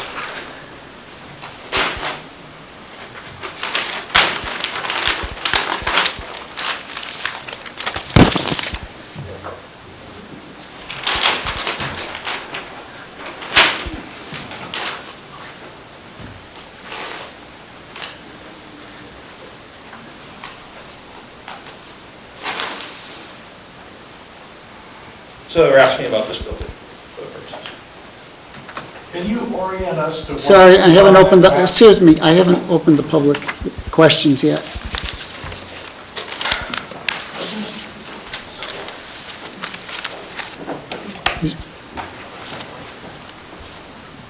Okay, so that's it for building 2. Please point to the map and point out what you're talking about. I think you just did. We're talking about, okay, show them the main house and building 2. The chair. The house is on this side. This is the existing home. We're referring to it as building 1. This is building 2, that I'm building directly behind the existing home. From the street, you really won't see building 2 unless you're coming and heading north. And even then, with the vegetation that's there, you're really not going to see much of it. And they were asking, which is the front door? And I said, well, if they park in the garage, they'll go through this way. If they park here, they probably would go to the side entrance here, because her side entrance, or their side entrance to this particular home is right here, and it'd be a nice way for neighbors to pass. If they had guests, they'd probably park here and enter this entrance. And that's what we just discussed. Just to clarify what you're looking at, we're only discussing tonight in this, our jurisdiction is building 1, building 2, and building 5. So the 2 buildings at the rear of the property are not in under our discussion. So just to be clear of what we're looking at.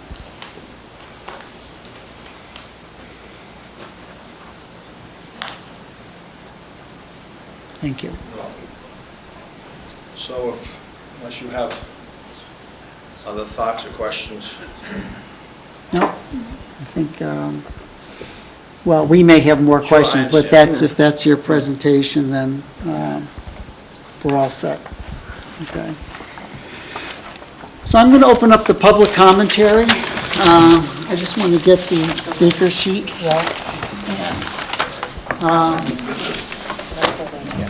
This is the house. House. That's facing the street. It's interesting to see how that one compared.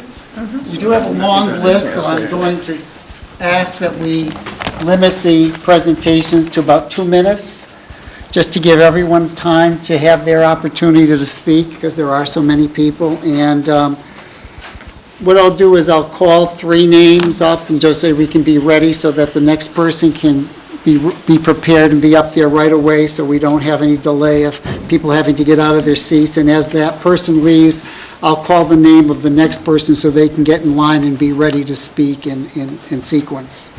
Okay? So the first 3 speakers we have are Barbara Wayand, Nancy Haywood, and Stan Ellis. Good evening. Sorry, I have a little burden here.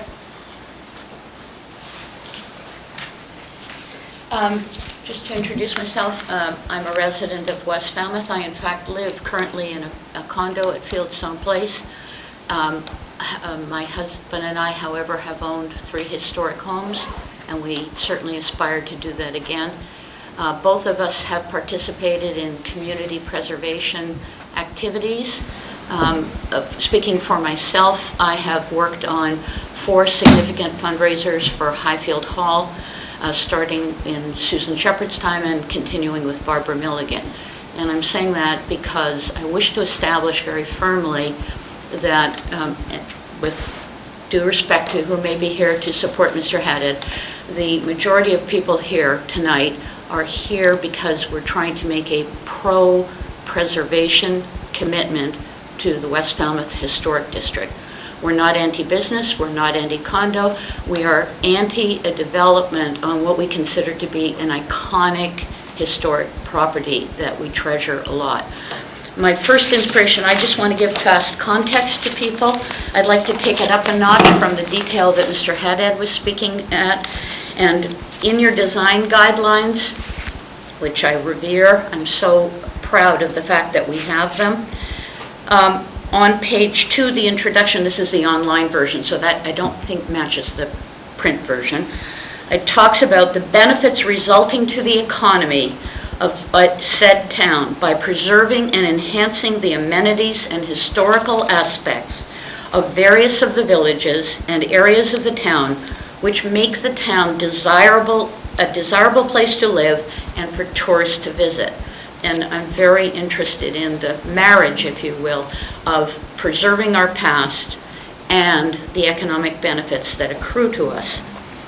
But what inspired me to give you something, I'm one copy short, is a comment that talks about these districts represent the broad range of architectural styles and historical themes that make Falmouth unique and help create its sense of place today. And what I have for you, not for viewing tonight, but for your reading pleasure, it just so happens that Yankee Magazine came out with an issue right at the time that we understood this project to be taking place, and it talks about the power of place. So if for later reading, I could only get 4 copies, that's what was on the newsstand. Okay, so second of all in my goodie bag is this very well-known book of Falmouth that, again, we're very proud of as a product. But let me show you each of these. Just remind you that you have 2 minutes. I know, but that was a new rule I didn't know about until 2 minutes ago. No, everyone has 2 minutes. These slips of paper represent places that we have lost. I went through the book and made a tab on any piece of historical property that was referenced as having been razed, R-A-Z-E-D, or lost. Of course, there are times when fire or hurricane, we can't help those, but I'm talking about demolition, I'm talking about the destruction of properties that we should care about. And I think that's a pretty significant way of looking at what happens when we don't safeguard meaningful properties. So that's what we're here about today. Thank you. And last but not least, I've tried to do my homework. I've been at Historic District Commission meetings in the past, and I very much appreciate the seriousness that this group takes when they review things. In 2 things I would comment on. You talk about integrity. We care about the integrity of the property, not whether a building is getting moved and how much you can see it. It's the loss of this iconic property. And other people are going to speak to this. I just have a couple of references that I found at the Historic Society and the West Falmouth Library, and I didn't make copies for you, but these are references to the Bowerman family, which is a very significant family to us in our West Falmouth Historic District, and other people are going to present documentation on this. Last but not least, I'm just going to give you this. This is, better stay near the mic, I guess. Falmouth became a Preserve America community in 2009. This is a White House designation that we earned because, and I have the list here, of all the participating nonprofits, town commissions, and businesses that worked to make sure that we got this designation. And we got this designation because we said that we had a commitment to the preservation of our historic districts. So that's, I'm trying to just elevate the dialogue, and then we'll have other people speak. Thank you. Thank you very much for your time. Thank you. Thank you. Thank you.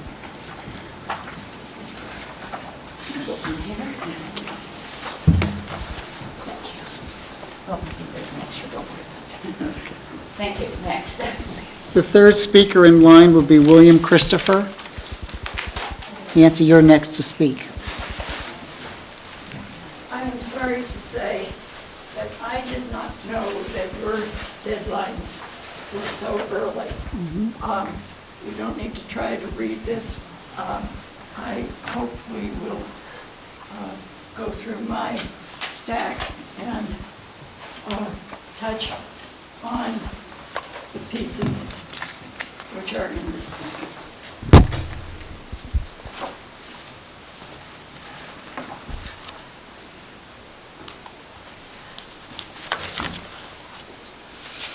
I have given you a copy of the information from Mass Historical on the Massachusetts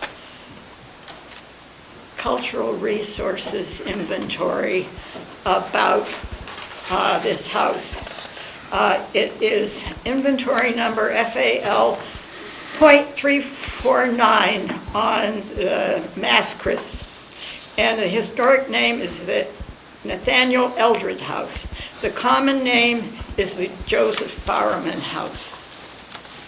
I have included the file from the Falmouth Historical Commission on this property. This property was in what had been designated as Area D, and it gives you some history of the problem. This property, had been in a 1966 survey by Robert J. Conover, and you have a reference for that, and you have miscellaneous hand notes. I have included a piece out of your Falmouth Historic District Design Review Guidelines, page 84. Because previously I had not heard or seen a mention to the fact that this house is not only in the West Falmouth Historic District, but it is within the West Falmouth National Register District. And this little map shows the outlines very clearly. I have never been at a meeting, even at town meeting, where people were restricted to 2 minutes for comment. I will read the letter, which I have in your packet.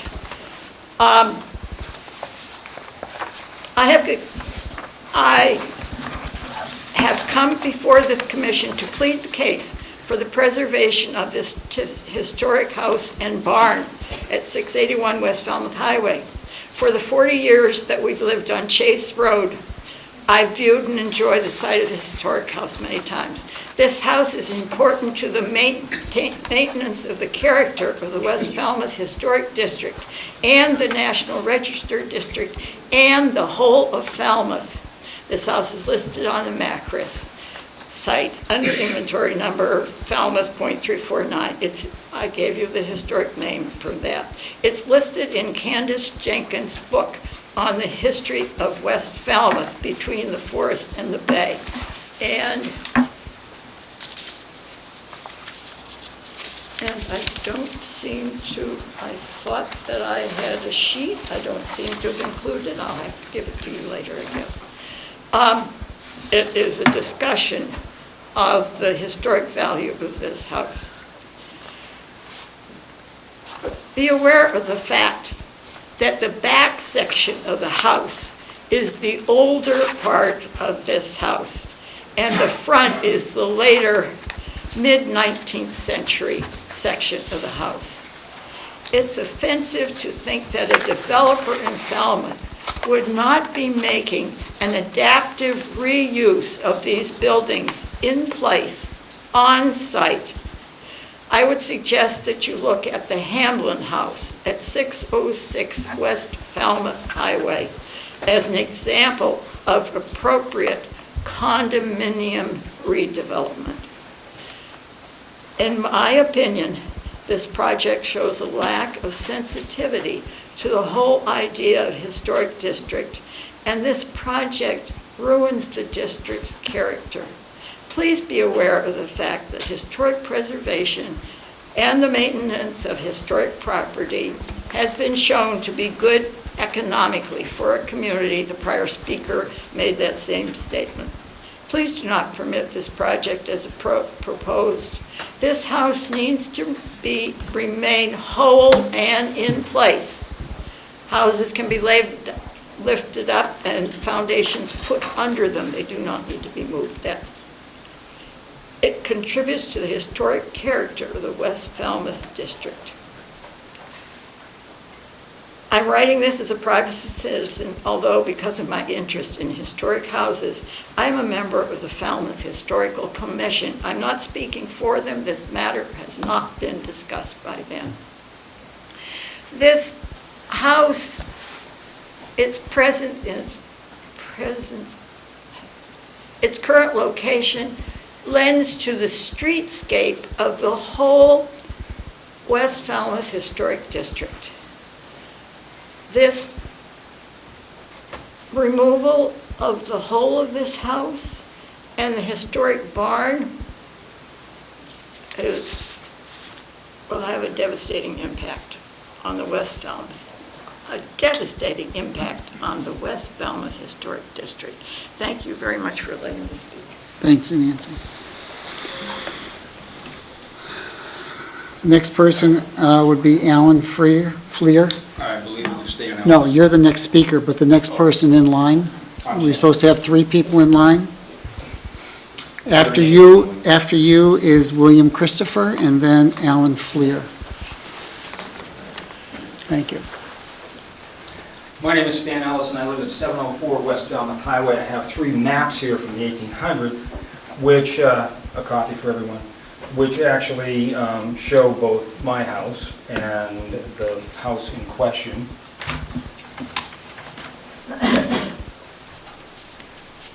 As I said, I live at 704 West Falmouth Highway in a house that has been in my wife's family since the 1800s when it was built. My wife, Ann, is the 4th generation, my children are the 5th generation, my grandchildren the 6th generation to reside in that house. Next door at 708 West Falmouth Highway, Ann's great-uncle, Roger Bowman, lived for many years, and Ron Bowman now owns that house. The West Falmouth Getty gas station was once a blacksmith shop owned by the Bowmans. Obviously, the historical integrity of West Falmouth is important in my family. I believe that Mr. Haddad's proposed project of condominium development will compromise that integrity by destroying a piece of West Falmouth history. If this project is allowed to continue, a wonderfully historical home and its ground will change forever.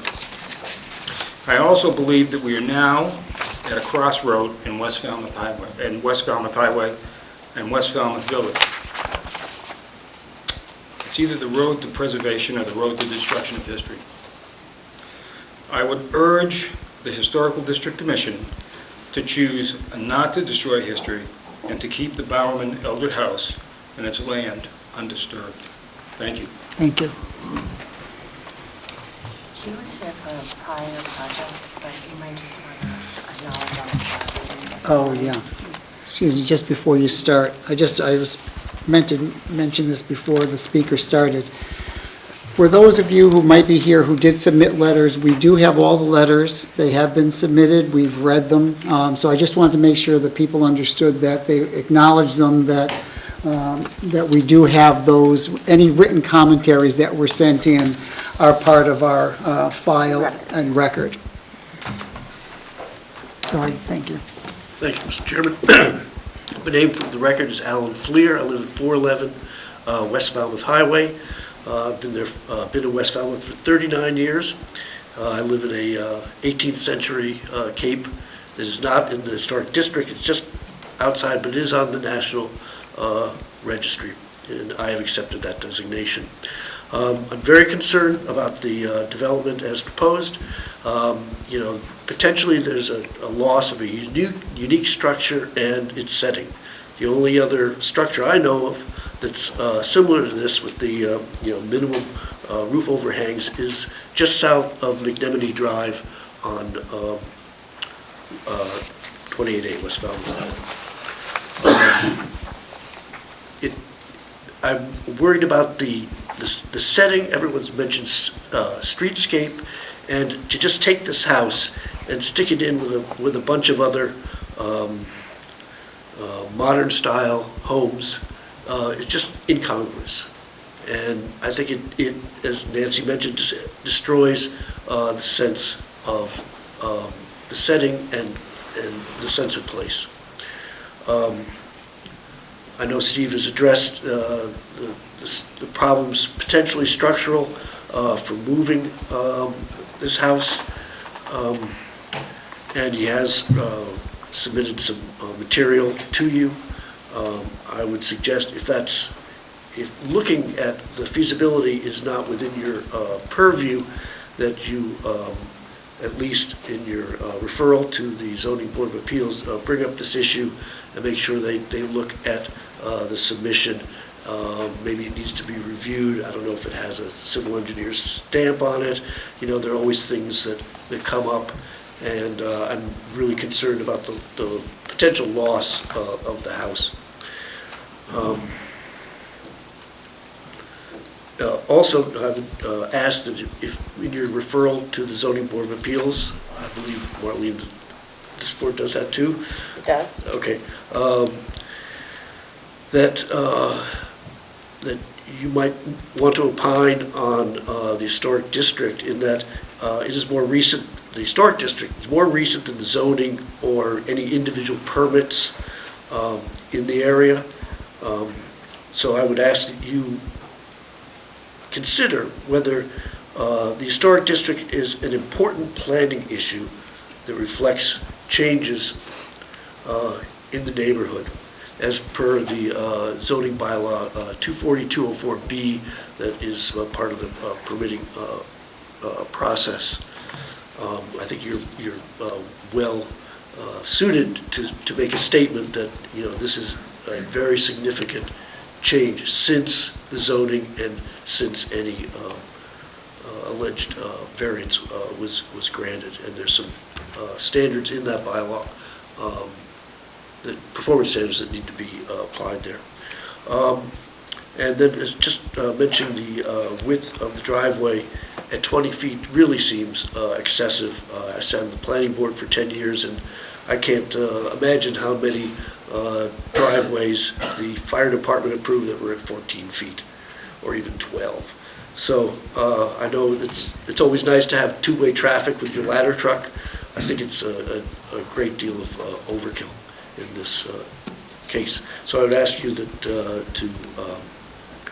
for your denial of this request as presently presented. Thank you very much. Thank you. So the next three speakers is Matt Williamson, Robin Bowerman, and Penny Hare.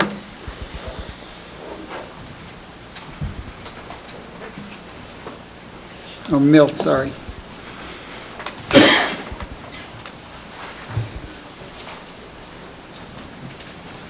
Had a few more push pins I could put these on. Okay. Thank you.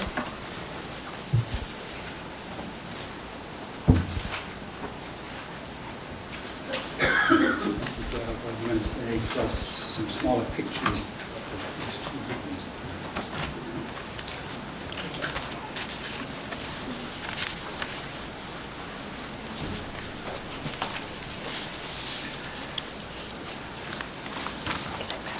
I'm Milt Williamson of 658 West Falmouth Highway. I live in West Falmouth with roots that go back several generations. My mother was born and grew up in a now demolished historic house of the Italianate style, just south of the West Falmouth Methodist Church. That house is gone forever. It was called the Bemis Kelly House, and is pictured in the book Between the Forest and the Bay, as are all the other historic houses along Route 28A, including the Bowerman Eldred property being discussed here tonight. The proposed development of 681 West Falmouth Highway is particularly disturbing because it will continue with the erosion and disappearance of the antique charm of this village, this time involving a gem of a historical setting. The historic Bowerman Eldred House is a prime example of late 18th century and a blend of 1830 Federal period architecture, which is documented in several sources in Falmouth's history. A few years ago, Falmouth was honored to be chosen a Preserve America community. Two of several sites chosen in Falmouth to exemplify Falmouth's commitment to local history are located in the West Falmouth Village Historic District on 28A. Those two sites are the West Falmouth Methodist Church and the West Falmouth Library, as does the historic property we're discussing tonight. Is it not the mission of the Historic District Commission to help preserve this historic character of all our historic districts? Let's live up to that mission and continue the Preserve America Challenge. Please give this development proposal due diligence in light of what will be lost and gone forever. Thank you. Thank you.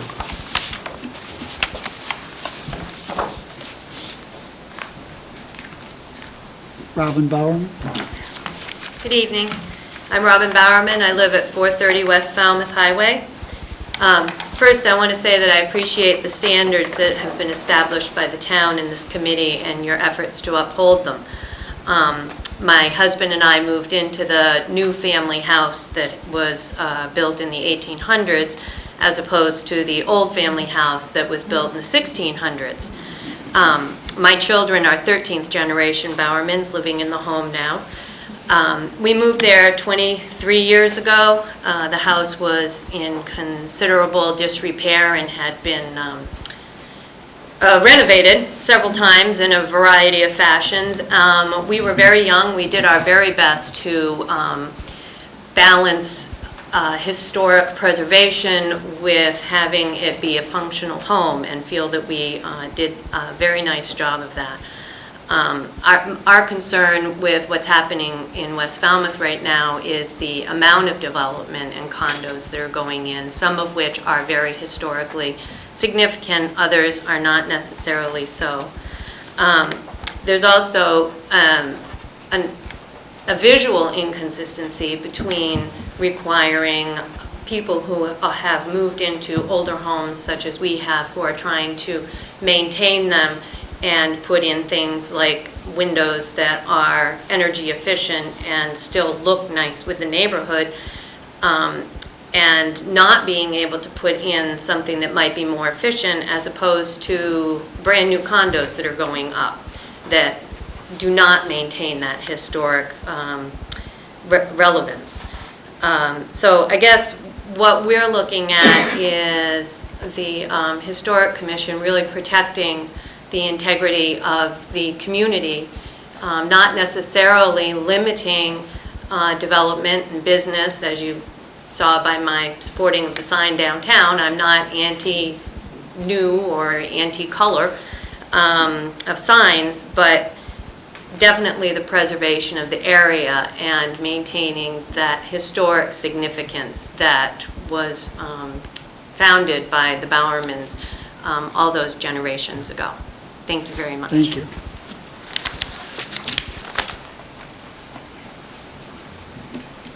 After Penny here is Phil Nero, Susan Grogg, and Nat Ross. Thank you. I'm Penny Hare, and I live on Little Island Road. I've lived in West Falmouth for around 70 years. I'm not going to go into what is historic or not, but I do understand and respect neighbors that feel that Mr. Haddad's plan will erode and destroy the historic integrity of the village. I don't happen to agree. It seems that his plan is sensible, well-considered use of the property and the existing building. And I guess selfishly, I think it's a possibility of people with the new condos, people like myself who wishes to downsize but have a very comfortable and pleasant place to live. Thank you very much. Thank you.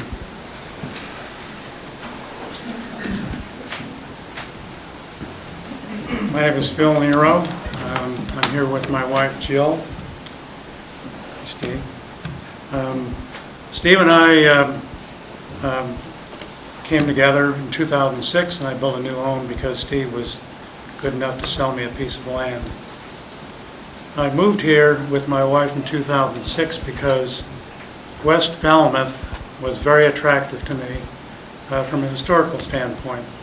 And the town that I moved from in Connecticut had a very strong historical sense, and I felt comfortable in West Falmouth as a result of that. And I thought that there were strong laws that would protect the historical values in the community that I really, really enjoyed.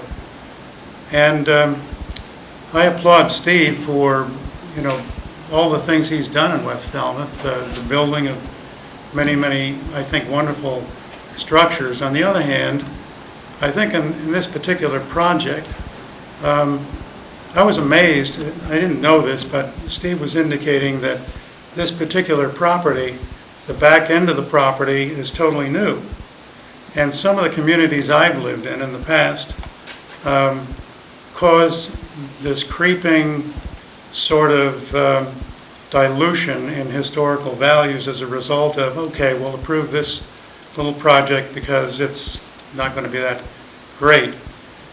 And before you know it, all the values of historical, cultural, if you will, attractiveness of communities can be destroyed as a result of this dilution. And I'm concerned that this is yet another dilution, if you will, of this historical property. So I applaud the commission, as I listened tonight, for all of what you have done in terms of your consideration, all the detail that you've given to all these other projects, making sure that they adhere to the values that the town of Falmouth, in terms of its rules and regulation on historical value. And I ask that you maintain that same diligence in this project. Thanks. Thank you.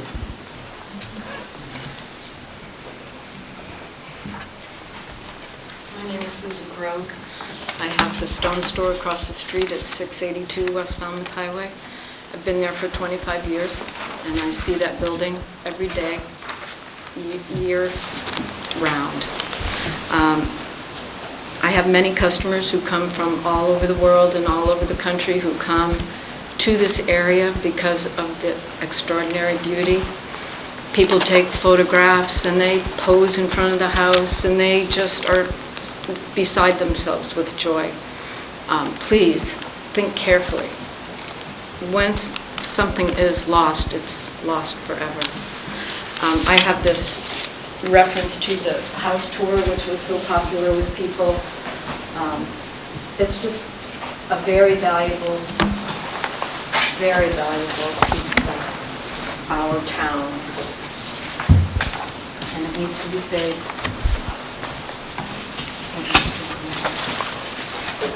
Thank you. Thank you. After Ned is Bob Reese, Lee Kresher, and Jay Gaines. Hi, Nathaniel Ross, resident of the West Falmouth Historic District, 475 West Falmouth Highway. First, I'd like to just take the opportunity to thank everyone, each and all of you on the board for doing the noble job that you do. I and many others in the room understand the difficulties that you face each month, each hearing, each applicant, with the task of reminding the public that history matters.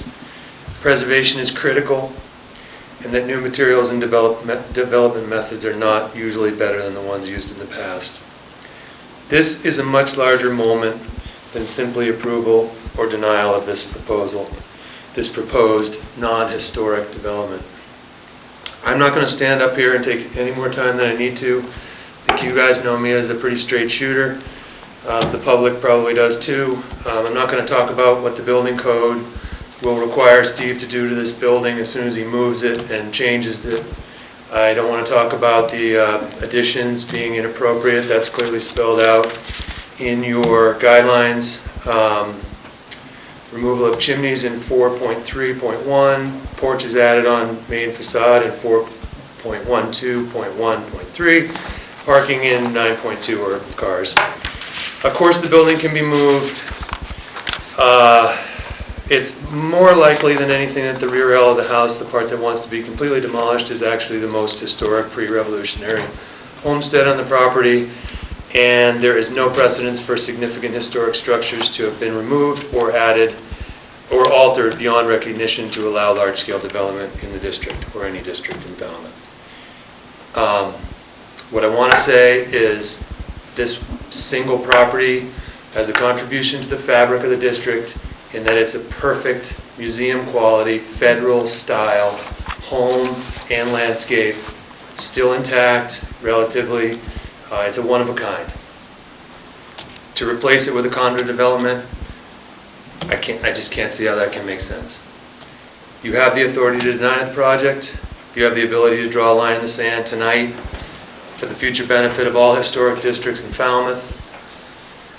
And my question to you is, are you willing to exchange a museum-quality example of federal style as it has evolved from the colonial, both architecturally and in setting, for a condominium development that will completely bury forever any historical significance of the property? Thank you. Thank you. Bob Reese? Hi, my wife and I used to own the Lot Landers home at 357 West Falmouth Highway. I don't know, those of you who are familiar with West Falmouth probably have gone by that Cape Cod sitting right out on the road that has gone to rack and ruin since we sold it about 8 years ago.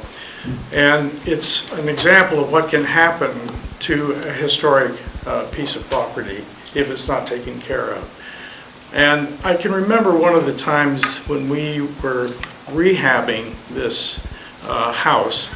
We came before this commission. I don't believe any of you were on the commission at the time. And we had to get your permission to change the color of the front door,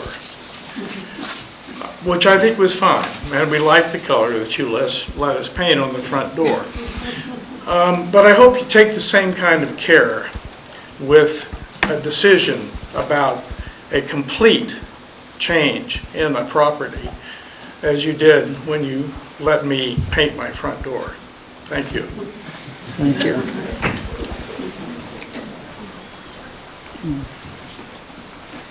My name is Lee Drescher. I've been a summer resident of West Falmouth since the 40s and 50s. I'm now a permanent resident.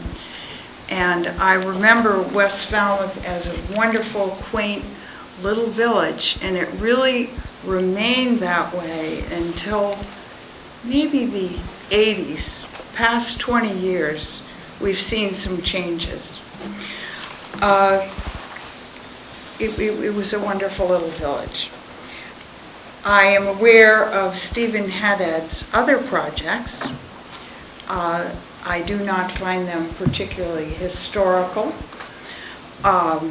Some of them I feel have spoiled the integrity of the town of West Falmouth. His most recent condo project at the Ideal Spot is really overbuilt with some large buildings, much larger than what was there.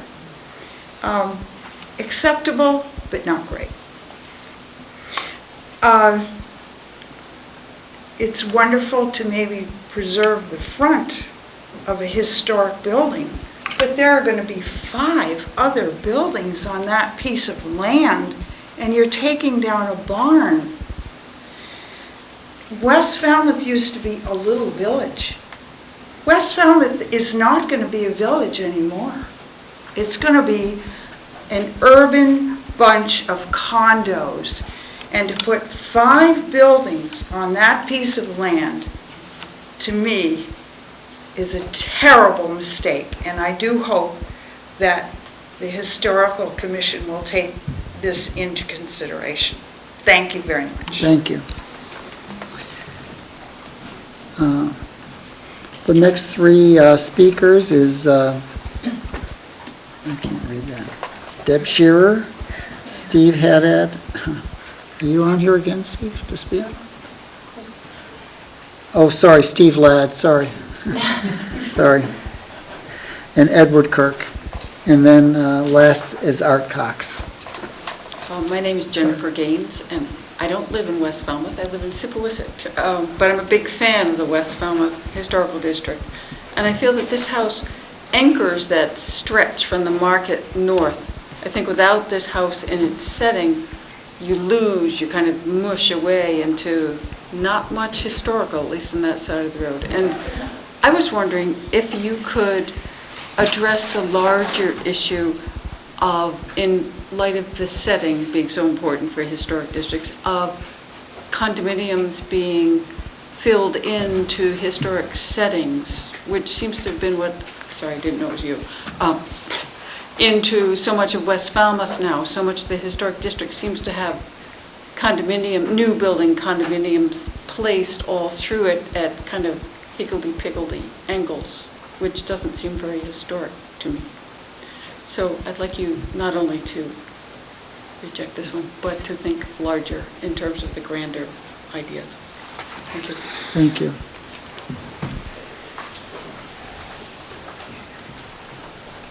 My name's Deb Shearer. If we're giving family history, my grandchildren will be the 7th generation. I mean, that doesn't match Bowerman at 13, but we've been around for a while.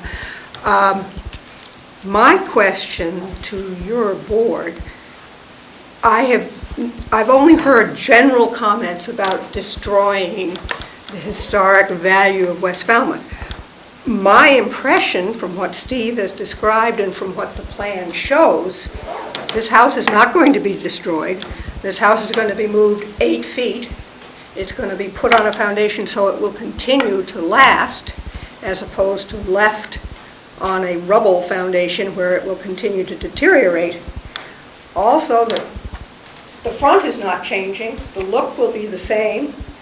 A porch, to me, is a pleasant addition, not a destruction of the integrity. I don't like the large driveway. Steve said he didn't like the large driveway. I'm sure if the fire department will let him make a 12-foot one, he'd be very happy to make a 12-foot one.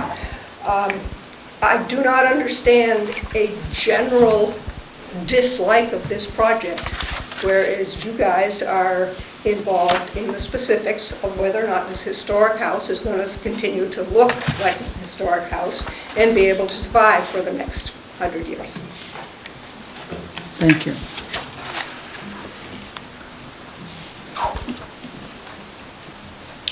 I'm Steve Ladd, and I'm part of that 7 generations that my sister just referred to. I won't repeat what she said, but I concur with what she said, so I'll add something new. I live in that ugly building that Lee Drescher referred to as the old ideal spot on 4 Old Dock Road.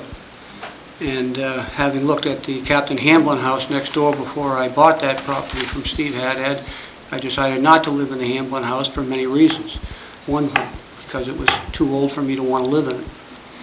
Too much money to maintain it, and nowhere near the style of living which is available to us today by not having to try to maintain an older home. However, I don't think that what Steve Haddad built that I live in looks inappropriate for the area, and it certainly gives me a lifestyle that I enjoy. I think you could do a lot worse than to have a builder like Steve Haddad on your side to begin with. He's a 16 or, well, he's put 4 kids through school here, I know that. He's as much interested in the town of West Falmouth as anybody I know that's in the construction business, and goes out of his way to help civic projects in the town all the time. He's also very responsive to the needs of various boards, and I'm sure if there were some restrictions that you wanted to place on what he was trying to do there, he'd be more than amenable to work with you. As far as being a 66-year-old man and enjoying the lifestyle of a condominium offers me, frankly, I prefer it. And I think that there are probably some other people in my age bracket that would welcome condominium-type construction and living styles. take it for what it's worth. Thank you.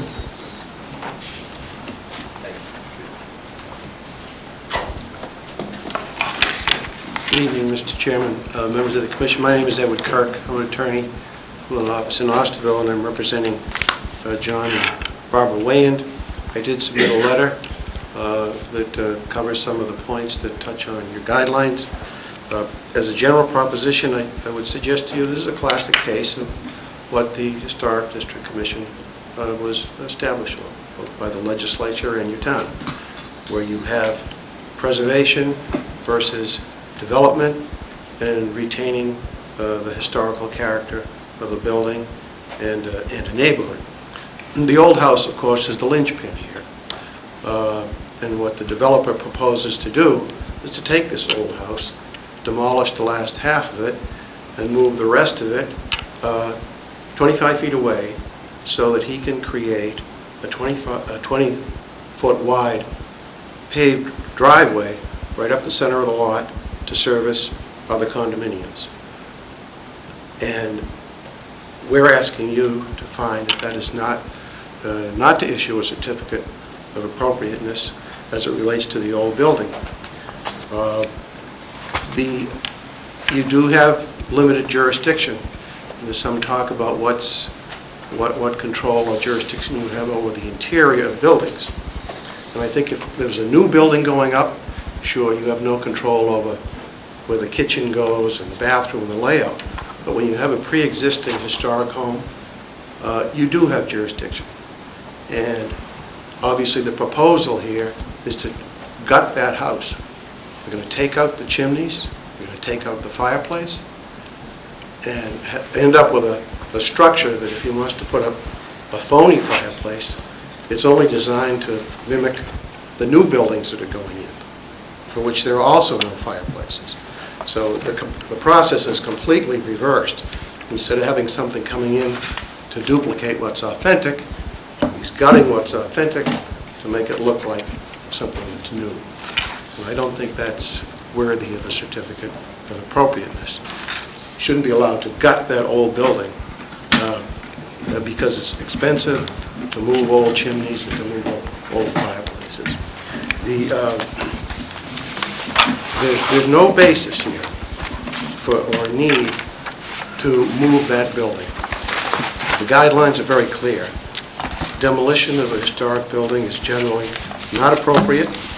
It will only be approved if retention constitutes a hazard to public safety, as determined by the building commission. We don't have that.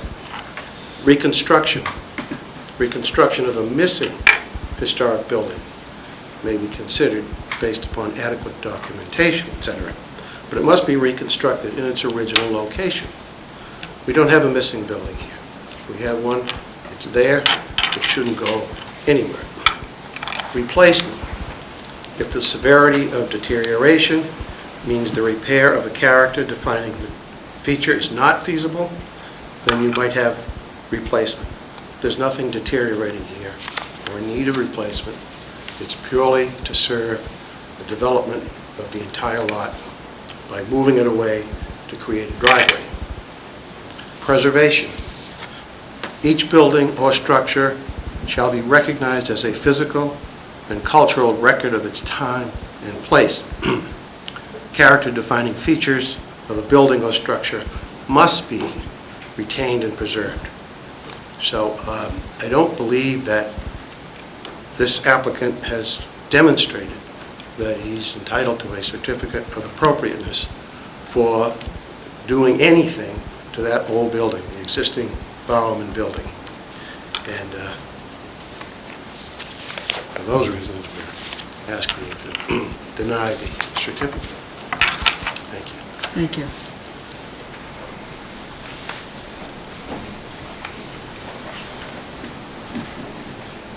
Good evening, I'm Art Cox.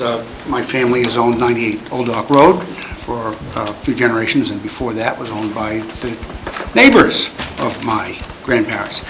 At any rate, and I'm not against change. You look at that building and you will know that there's a concrete porch that was put on the 50s. Not probably to the detriment, But the point is that I'm not going to make a lot of changes to that building. It sits where it sits. There is very few changes to either side of it. We own a vacant lot at the side, which we have no intentions of doubling. So I guess what I'm saying is that I, for one, put my money where my mouth is. We're maintaining that the best we can. When I was growing up in this area, West Falmouth was a village that had a smile. A nice, clean, I just came from the dentist so I can do this, a nice, clean, complete smile. As time has gone on, we've been losing teeth, they've been yellowing, and so forth. I'm not putting any blame on Steve for this at all. And I think some of the things that Steve has done has really been exemplary. The point is, if you start going down the slippery slope, eventually we're not going to have West Falmouth with a smile. It just won't be there. Some things have to be stopped. Some things can be allowed to continue. The first gal that was here, everybody was agonizing over 2 over 1, 2 over 2, 1 over 2. Agonizing, I was here, you were here. We agonized over that. We don't seem to be agonizing about lifting a building up and moving it 8 feet. The building certainly can be lifted up. It certainly needs a foundation. Just the way, once upon a time, I needed work done. We won't go there. But anyway, the point is that it probably deserves a new foundation. I don't think that we would argue about that. I think the building, since we know it can be raised up, it can be not moved sideways. It can be put back on a new foundation, start a new life. The building, as an aside, one of my best friends is a production designer in Hollywood. You know his name if I said it, but that's not important. His job is to create facades. He creates cities that, in pictures, they look real. They're cardboard. There's nothing behind them. I don't think we want to go down that road when we have existing structures that aren't that way to begin with. I'd like to keep West Falmouth with the smile that I remember as a child. It's not possible to do that. We can't go back that far and do that. But if we can stay erosion, as it were, of buildings and history and culture, it's a cultural thing. If we can stay that and keep on the course that our forefathers started, I think that would be wonderful. Can't always do that in every case. Sometimes we don't have a choice. I think when we have a choice, it would be good to exercise that choice. Thank you. Thank you. Well, thank you all the speakers for your input. The board appreciates it, believe me. It's important to us to hear what the community feels, and we definitely do take that into consideration. So thank you for your comments. So I'll close the public commentary now. So I think I'd like to recommend recommendation to the board, and based on, certainly we've been given a lot of information that we have not had a chance to even look at. We have a new plan from Steve Haddad that we haven't really had time to digest. I think I'd like to recommend that we take, we continue this application for a while. Give us all time to go through all the information, digest it, look at it, think about it, and then we reconvene it at our July 2nd meeting. So I'll put that out as a motion. Second. All in favor? Aye. Aye. Okay, so we'll put this on the agenda and on July 2nd? Okay, so you want to put this on the agenda for a board discussion? Yes. Okay. For a board discussion. For a board discussion. Yeah. To give us time to adequately digest all the information we've been given tonight so we can discuss it properly. Okay. Okay? Thank you.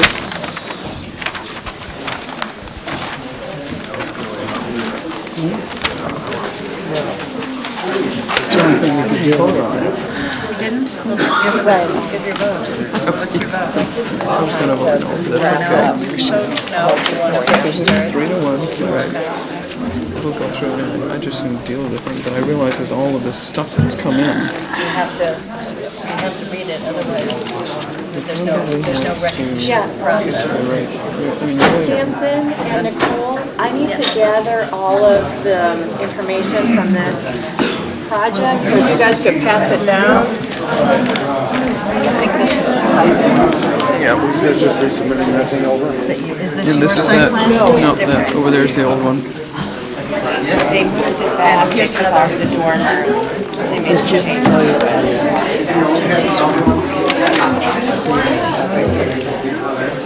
So we're continuing until July 2nd? Yeah. And it does say like right here. Storage units must be cleared. It may not be removed. It says things like that. It says things like that. It may not be removed. Of course, you sent out. Excuse me, can you, if you're not going to stay for the hearing, I'd appreciate if you leave because we still have another hearing to hear. Thank you. We have a hearing to hear? The next application is 13-43, the Namitz Family Trust at 46 School Street.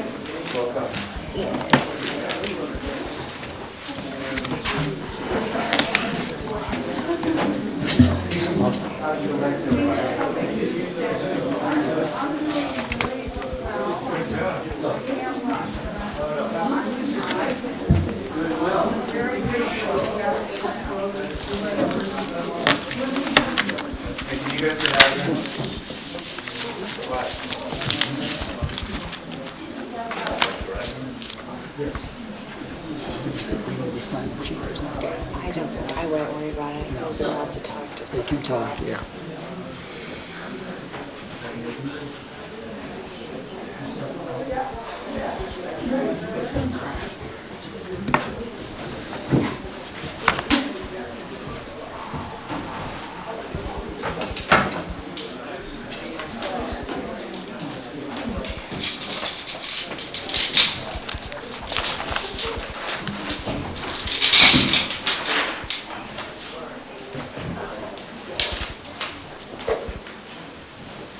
I didn't bring that. I did. Jeez, I'm sorry for talking about it. I have this. Yeah, good. I looked at that all before I came, but I didn't bring it with me.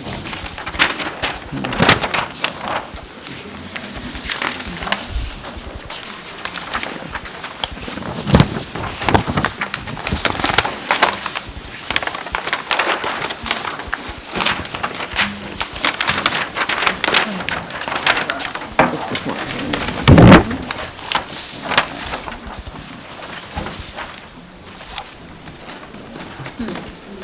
April, do you have all the sign-ins for this presentation? For this next presentation? No. Could you sign in, please, whoever is going to present, Bob?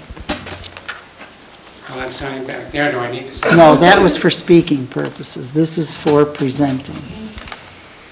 There's a difference.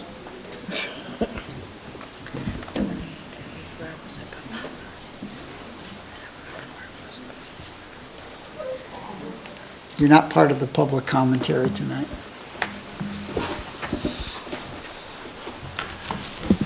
Mr. Chairman, members of the commission, I'm Bob Ament. I'm an attorney here in Falmouth. I am also a member of Falmouth Public.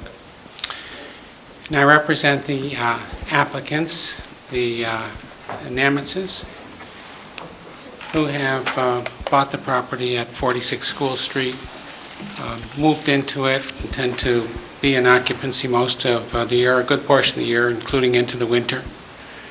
And they are interested in having a garage because this is a house that will be occupied throughout the year.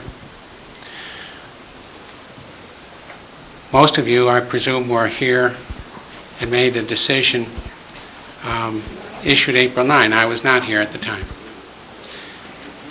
Having read the minutes of the meeting, I suspect that it was a difficult decision for you to make. It was a denial decision. for a relatively small structure, which seemed to be quite appropriate from reading the record, but you disagreed. The owner, working with architect Greg Jones, who has a pretty good resume as an architect experienced in historic preservation. Greg is here. And the builders, Dave Newton and Vince Greco of C.H. Newton, who are here, worked with the owners to make some changes to the plan, which will hopefully go some ways towards addressing your concerns. And in addition, it appears that the record and the materials presented to you at those hearings earlier this year was a little slim, and that we are prepared to show that some of the thinking that may have caused you to deny the request at the time really wasn't correct. And we hope that as a result of the changes that we've made to the program and the information that we give you, that you'll see fit to approve the proposed project. The changes include the removal of shed dormers, which were proposed to be on each side of the roof, making the structure that was proposed a 1.5-story structure. The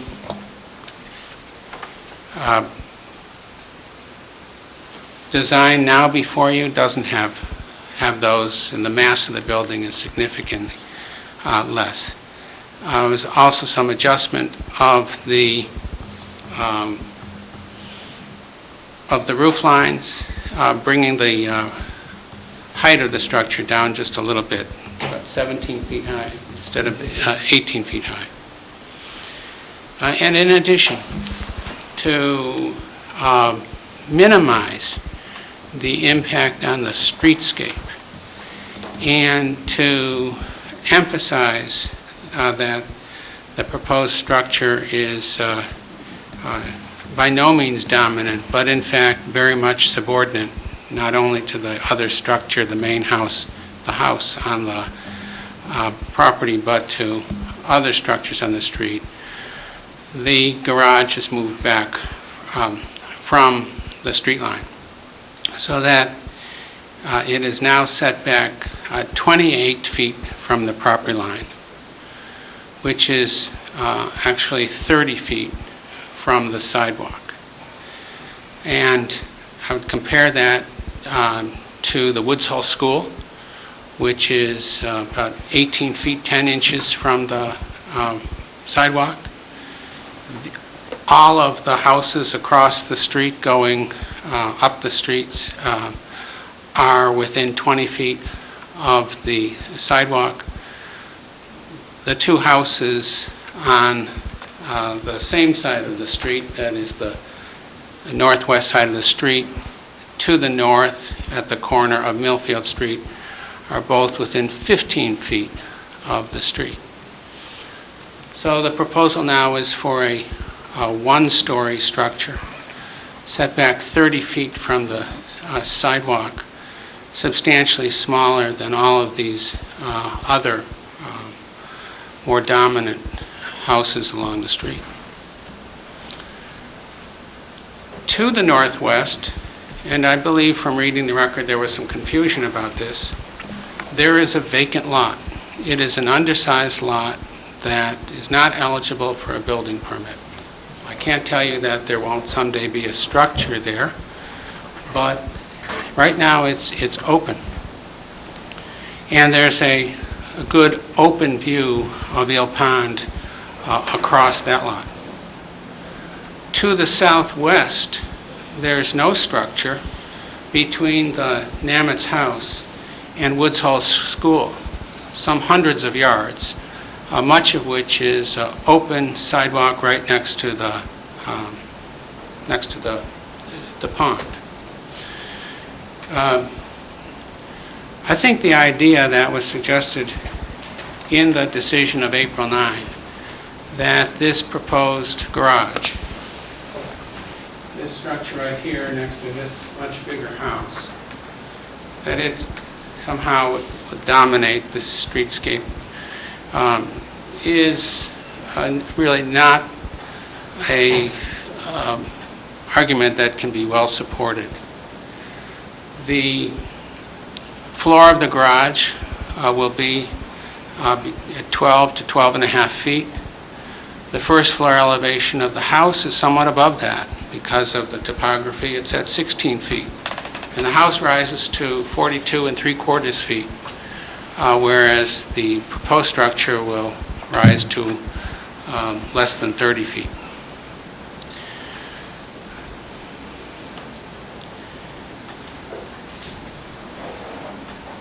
Greg Jones and I have put together this book, which we're going to leave with you. And it includes these photographs and additional information about such subjects as garages in the Woods Hole Historic District. The decision of the board back in April stated that garages generally are not common in Woods Hole. In the Woods Hole Historic District, I should say. And I will tell you that there are many garages in the Historic District in Woods Hole, many of which are in the front yard and close to the street.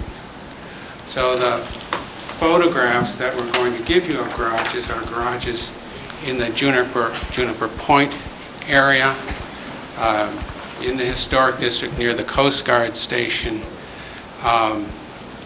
probably half a dozen or more garages along Church Street within the Historic District. There are garages behind most of the houses on School Street, on the opposite side of the street, and we have photographs of those. There's a garage at 8 Millfield Street, which is in the Historic District, just going around the corner. Both the corner house and the next house on Millfield Street are in the Historic District, and we have a picture of that garage. Moreover, there are many properties immediately adjacent to the Historic District in Woods Hole that have garages close to the street, garage doors facing the street that are prominent, including several on Millfield Street. I realize that Millfield Street, except for 8 Millfield Street and the corner lot itself, are not in the Woods Hole Historic District. But what is on Millfield Street and on Albatross Street and on Gardner Road and on other streets in Old Woods Hole is relevant to what is or is not out of keeping with the Historic District, as to what is obviously incongruent to what's in the Historic District. You don't need to go outside the Historic District to find many examples of garages. We're giving you the pictures of those. Only a couple of the pictures we're giving you are property, maybe only one, are properties that are outside of the Woods Hole Historic District. So, garages are important features of properties. Before people had cars, I think sheds and barns were important features. We have some of those left in Woods Hole. Woods Hole is clearly the Woods Hole Historic District is a very diverse historic district. It has a commercial center with all kinds of buildings, including within the Historic District scientific institutions like the Redfield Laboratory, and it has institutional properties like the Steamship Authority and big parking lots. And then radiating out from the commercial core, there are old residential areas that I've mentioned. Church Street, which has some institutional buildings, the Juniper Point area that has the Coast Guard station, and then then School Street. This is not a uniform area, and the School Street area we're talking about is a very small bit of that. Really, it's very few pieces of property. Which is really more to understand is you have to look at Eel Pond and what's around Eel Pond, perhaps more than some of the other parts of this historic district. But 46 School Street, in a sense, stands by itself. It is by far the largest lot, a residential lot. And as I've described, there are no houses immediately adjacent to it. And across the street, one side there is a house that's owned by the Oceanographic Institution, but then a substantial area of open property probably won't be built upon, but which extends back to a large parking area from which there are present views of industrial type of apparatus and storage, large storage containers, and so on. So I think you have to look at what is proposed as a simple, small garage next to a large house in the context of the whole area. And across the street you have a number of houses that are very close together, each of them much larger than the proposed garage, and you have many lots in the area with multiple structures on them. The next house to the north west after that vacant lot has 3 structures on it, including a garage that faces the street. Now, it is true that right along School Street there are no garages close to the street. There are none that are in the front yard. Certainly the people who live on the opposite side of the street would want to have their houses close to Eel Pond, facing Eel Pond. But today if you're going to have a garage, and I remember the comments from the minutes of the chairman about understanding the desire of a homeowner to have a garage today. This is the right location and the only location when you take into account Conservation Commission requirements and the like. Now, Greg Jones has submitted a several-page letter to the board that you have that discusses the appropriateness of design. The materials on this board are some of the specifics of the materials that will be used. They will match the house. All the features are identified in what's been submitted.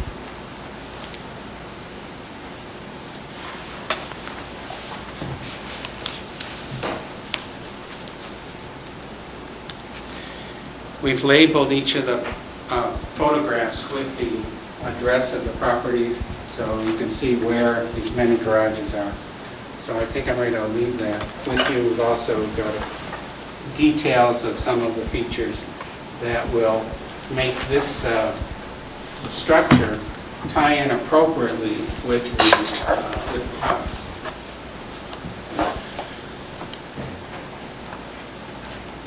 There is a photograph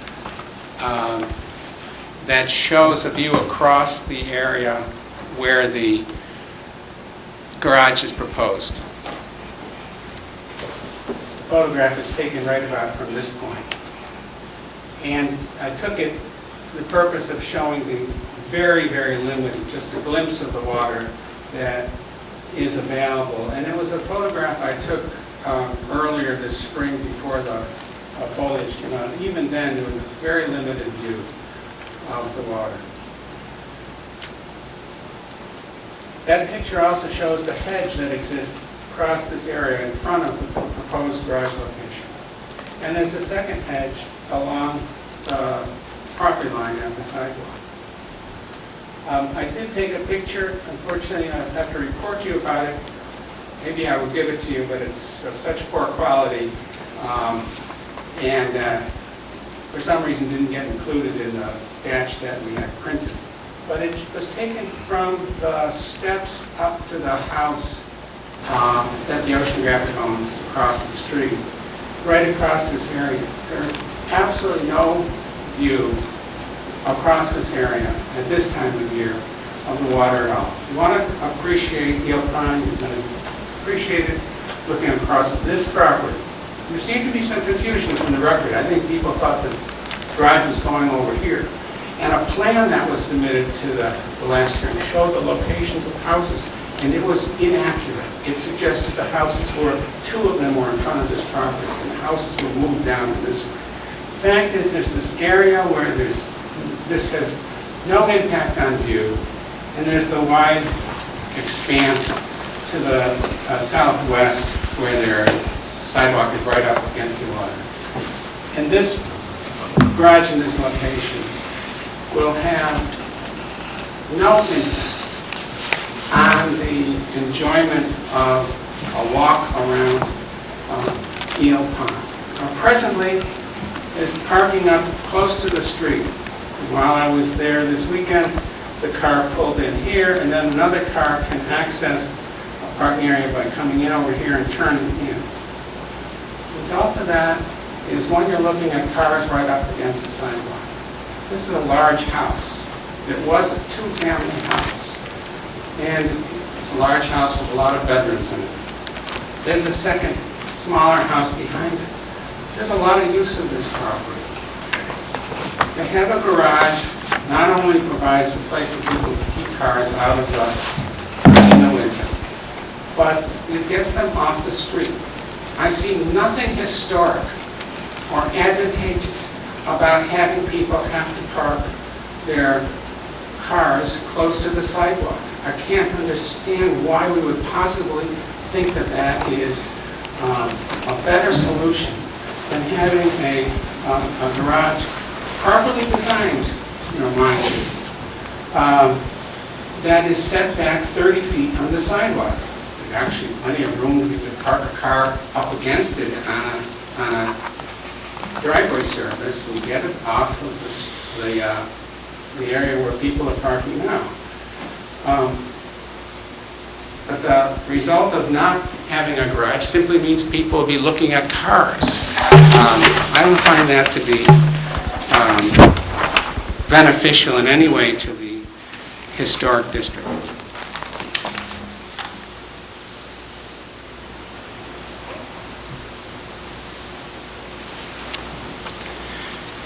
I know there were people who suggested, well, there's never been a structure there. Never been a structure there. That's not the standard under your regulations. If somebody could construct a house over on this vacant lot, would it be fair to say, there's never been a structure there, so we're not going to let you have a structure there? The historic district legislation and guidelines is not about preventing change. It is about preventing inappropriate change. It is appropriate on this relatively large lot for there to be a garage, if appropriately designed and sited. And we think that it meets the standards, and we think that it should be approved. Now, I put down Greg Jones as a speaker and as a presenter, so I'm going to ask Greg to add to this. Thank you, Bob. Bob's covered most things pretty well, and I know it's late and you're probably as tired as I am and a little chilly, I can see. So I won't reiterate some of the things Bob said. I'll just sort of add some of the architectural nuances that makes the garage, I think, appropriate and in keeping with the house that's next door to it. Bob mentioned we eliminated the dormers, and we have. What that allowed us to do was lower the eave lines of the roof somewhat, which gave us a steeper pitch to the roof, which makes it much more in keeping with the steeply pitched gables of the existing house. So eliminating the gables is one of the big picture things that you notice right away, but the more subtle thing is a steeper pitched roof and lower eaves. So I think that's important. The other subtle things that make a quality structure apparent to somebody are incorporated in this house. And in this garage. And some of those things are the trim that we intend to use. It's noted as 5/4 inch thick trim. Most builder spec houses use 3/4 inch thick trim. A little thinner, may not seem much, but in fact, when you look at an old house, if you look at the trim, you'll notice it's much thicker than 3/4 of an inch. Creates a shadow and a texture line against the clapboards or shingles against which it's placed. So this house has the thicker trim. It also has a thick subsill to the window that you add to the window itself. So you just don't have the manufacturer's thin little lip of a sill. So it's a much more substantial sill to the windows. Again, you look at the old houses, you'll see that that's one of the small things that all add to the beauty of an older house compared to, you know, a quick and dirty, I don't know, something like a builder spec house. The other things to make note of, the shingles we intend to use are the top grade Maybeck Extras, re-squared and rebutted shingles, meaning that they're perfectly square, they're clears, there's no knots, they're just very nice shingles. Same thing with the roof. We intend to use thick butt Western red cedar shingles for the roof. Again, both of these materials you'll see on the main house, so that it only makes sense that the garage has them as well. The doors, there's a drawing of the doors on the elevation of the garage. They're custom wood garage doors. I've taken a picture of a very similar door, just to make it a little more apparent what it should look like versus the drawing. And if you look at the design of the door itself, and some of the pictures that Bob and I have submitted, you'll see a lot of the garage doors throughout the area have a very similar pattern. Multiple lights along the top panel, and then a paneled or sectioned bottom. So we think the garage door is very much in keeping with not only the style of the house, but also the neighborhood, and the garages and barns throughout the neighborhood. Lastly, well, two things. There's one person door on the side of the garage. Again, we've picked a door, custom wood fir door. It's going to be painted, very similar to the garage door. Lights on the top and a beaded panel on the bottom. Not going to be a whole lot of lights on the garage, but there'll be probably at least two. We're suggesting this fixture to go between the two garage doors, and then on the other side, this is a smaller version. Let's see where it goes. The other side has got a man door, a person door, and there'll be that light alongside it as well. So it's a sort of a nautical style without going over the top.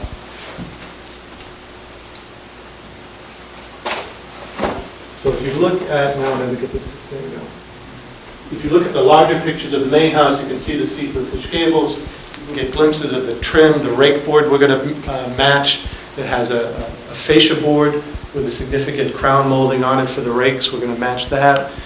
You can't really tell in the pictures, but the house also has significant corner boards. We're going to match those, and a water table detail along the base. And basically a water table detail is a piece of painted wood trim with a wash cap on top of it to run the water off as it runs down the face of the structure. So we're going to match that on the garage as well. So I think personally that, you know, the garage, when I worked on the design, all the cues for the garage design came from the main house. So my hope, and with most of the projects I try and do, particularly renovations or additions to existing properties, is to make it look as if I've never been there and that the structure has been there forever. So, you know, if I'm successful, and I hope most of the time I am, when we walk away from this project, the garage will look like it's always been there as part of the house compound.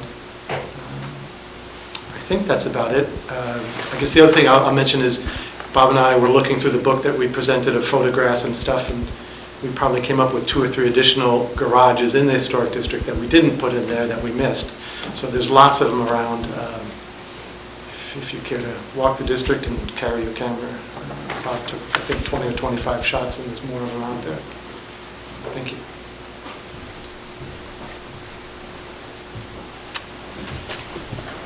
Is there any public commentary for 46 School Street? Please.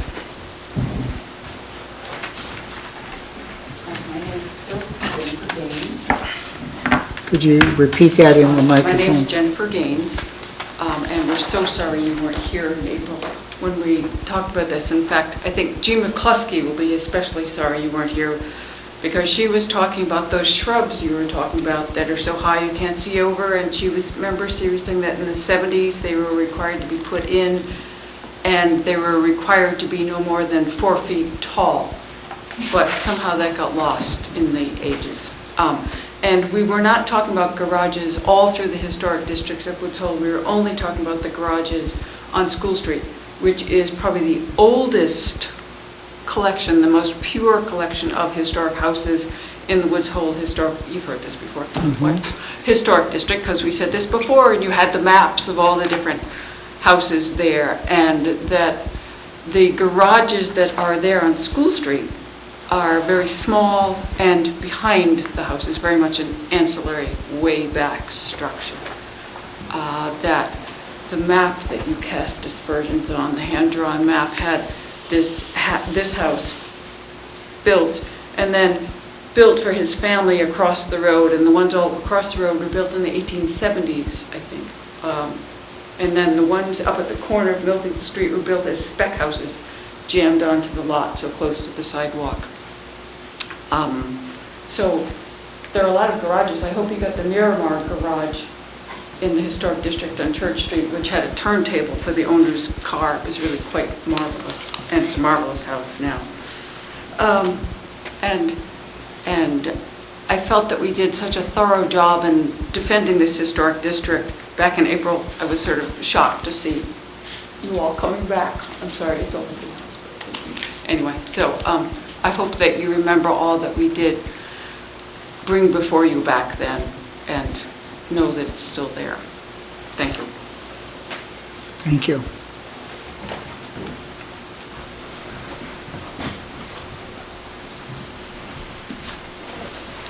Nancy Hayward. I stuck around because I commented about the garage and the streetscape at the prior meeting.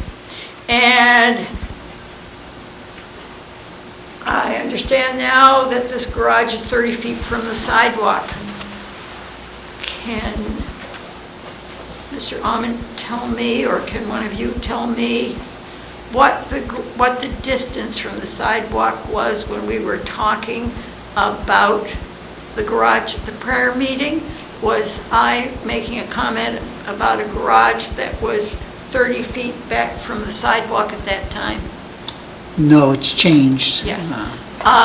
So I think 30 feet back from the sidewalk is much an improvement. And I was only talking about, in the streetscape, I was only talking about School Street. And I would like to add that as a member of the Historical Commission, I have done some surveys in Woods Hole myself of houses, and I definitely have seen garages. It was not that I thought there were no garages in Woods Hole. It was the streetscape there. And so I have no comment against this garage to make. Thank you very much. Thank you. Any other public comment? A closed public comment? Oh, sorry. Bob? I just want to add a couple things. It was clear from reading the minutes of the meetings earlier this year that the view of the water across this proposed garage site was the most important concern to the many people who spoke. The photos we presented show that there is almost no view. And that's not just because of the shrubs that are there, but because of the hedges that are closer to the street. But that's also because of the vegetation that is planted along the shoreline in compliance with Conservation Commission regulations. But the view of Eel Pond is also not something that is protected by the Historic District Commission. And little was said at the previous meeting about the extent of views that are available both to the north, northeast, and to the southwest along School Street. I think Greg Jones said it right a few minutes ago. He said his goal is that this building, this small building, will look like it's been there forever. And I'd point out that the house itself is a house built 10 years ago or so. It was not an old house, although it replaced an old house. If this garage had been constructed 100 years ago in the proposed location, as proposed to be built, nobody walking on School Street would think that it is obviously incongruous, that there's something wrong about this structure. Everybody would be used to it and think it was just fine. And that's the way people are going to look at it 10 years or 100 years from now. In fact, that's the way they'll look at it, except for very few people, 2 years from now. Thank you. Yeah, I do too. I have a few questions. Can you just show me the pictures that you specifically reference about the visual, without me having to figure out which picture it is? And interestingly, this is a view looking across that vacant lot. And I really think there was confusion at the last hearing about where this Which garage picture is are you gonna be. talking about? This That picture. one, okay. And this shrubbery, which will continue to be, these trees, will continue to block the view of where That's the property line That's now, right, and where right? the garage will be. But the lower picture is taken from the sidewalk. I took this photo, and I took it 6 weeks or 2 months ago. And this is the shrub, not the hedge. Not the hedge closest to the sidewalk, there's another one. But this shows the view off-season, that is, not in the summer, of Eel Pond and the buildings across the way, which of course are institutional buildings. In the summer, there's no view whatsoever looking down this, although this, you can see patches of light. That's about it.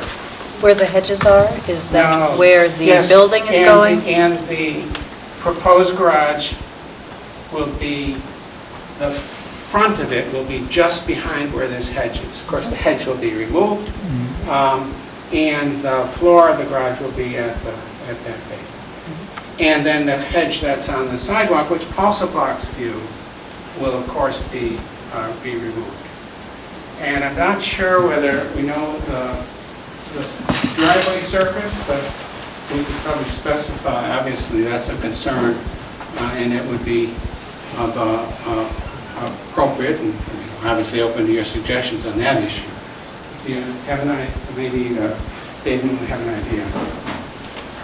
And so that's the photo. I think that's the best photo showing the building site. I have another photo, but it's not very good. In the back, there is a photo. I just put in a photo. Bob, I think it's going to be dry lake cobblestone with drainage.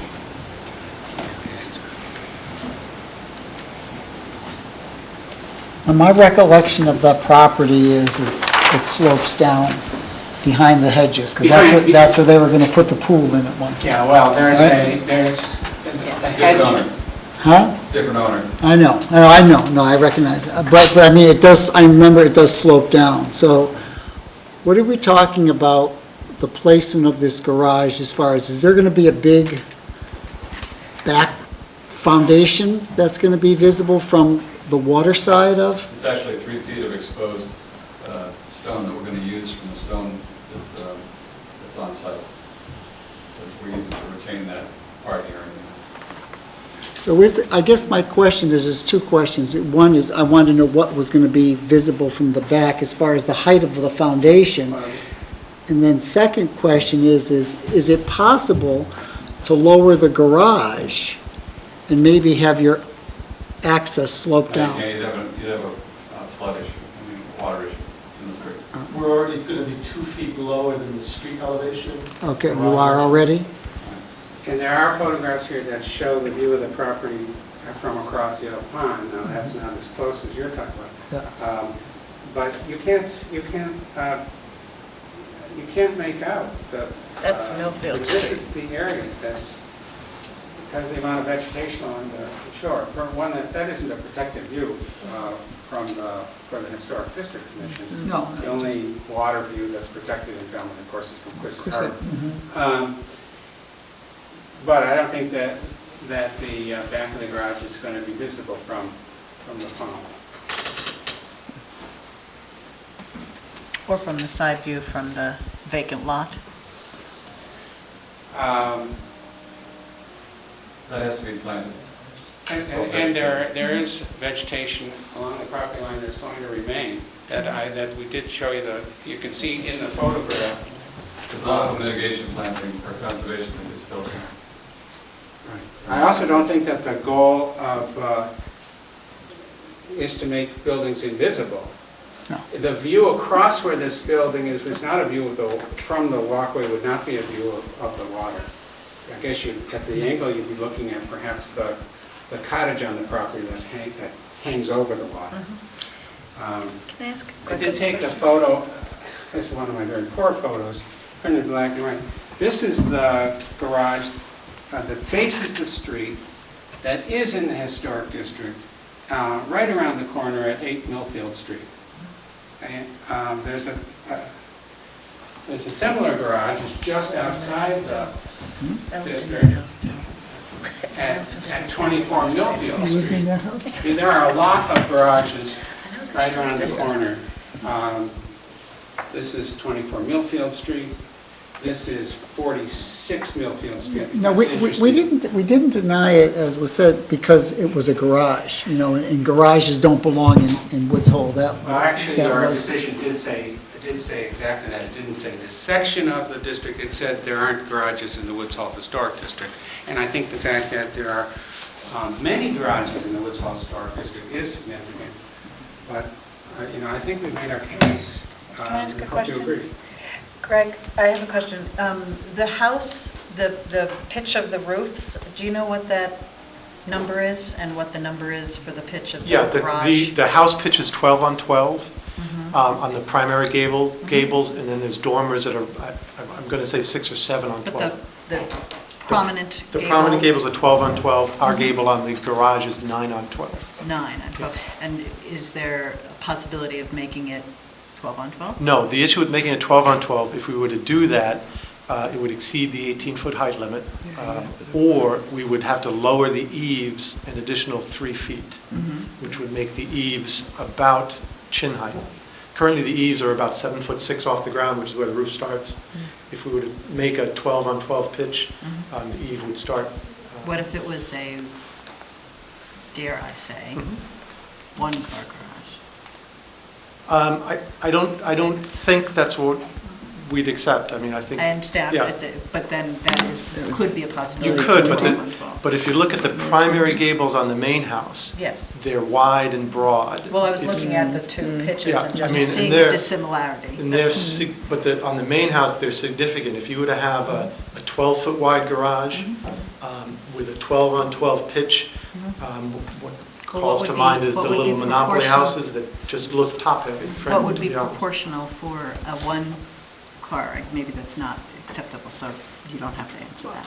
It's hard to say. I have to draw it. I mean, I think you'd be probably looking at a 6 or 7 on 12 pitch, so it wouldn't look dissimilar from the house. Right, right. I mean, one of the,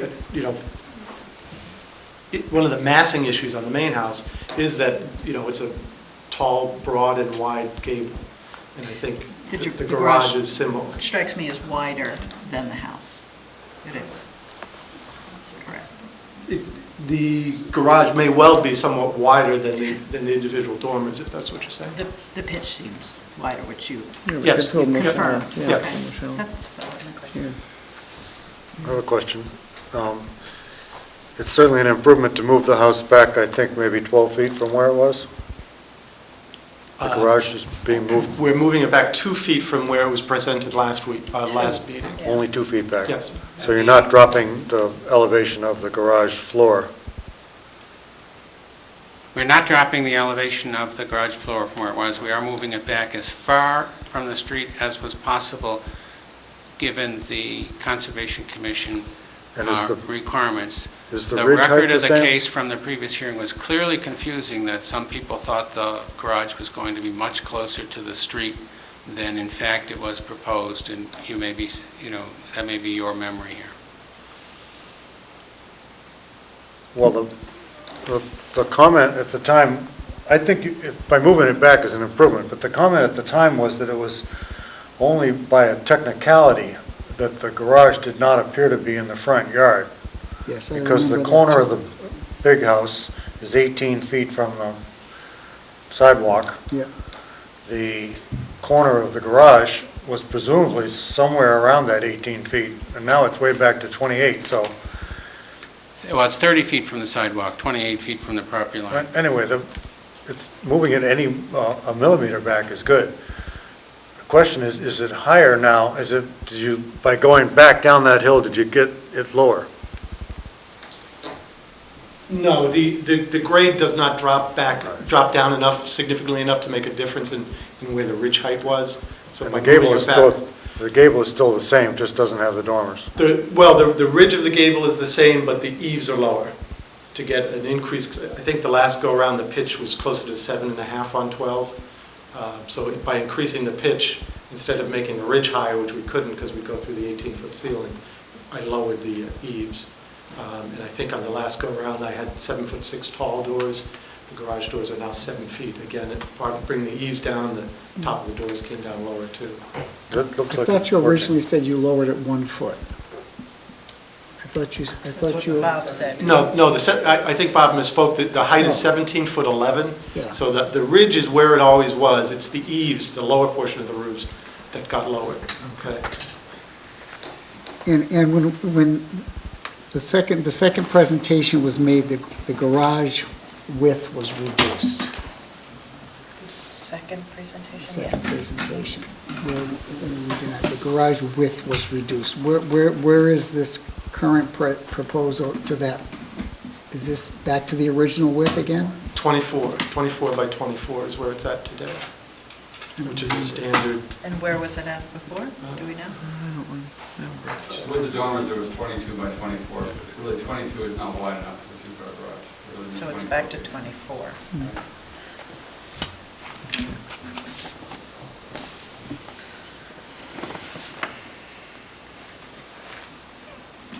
So it's a little wider with a lower eave Without the dormers, and no dormers. it's set back 2 feet. Set back 2 feet. We're up against the Conservation Commission, which we can't go back any further. So you had that 2-foot buffer before? It was Mike McGrath's opinion that we could move it back 2 feet. Who's Mike McGrath? Is the surveyor. Mike McGrath is the engineer. He's not here tonight, but, Okay, but, I mean, is that somebody's opinion, or is that going to happen? well, we will have to go back to conservation, and there has been discussion with the conservation agent, conservation administrator Jennifer McKay, by McGrath, about moving it back 2 more feet. We will go back to the commission to amend the approval, which has already been granted. Should you approve it? Okay.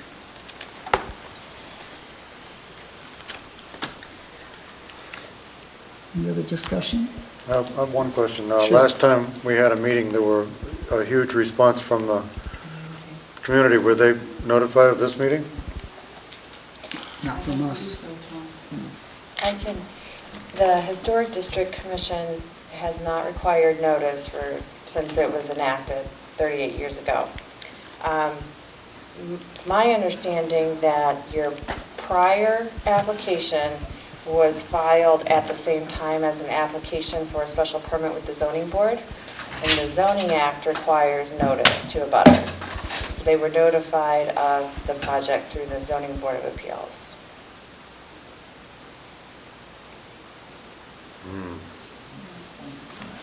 We still have to go back to zoning. I think But the issue because really this has thing- to do with issues that your board is very familiar with, and I don't think that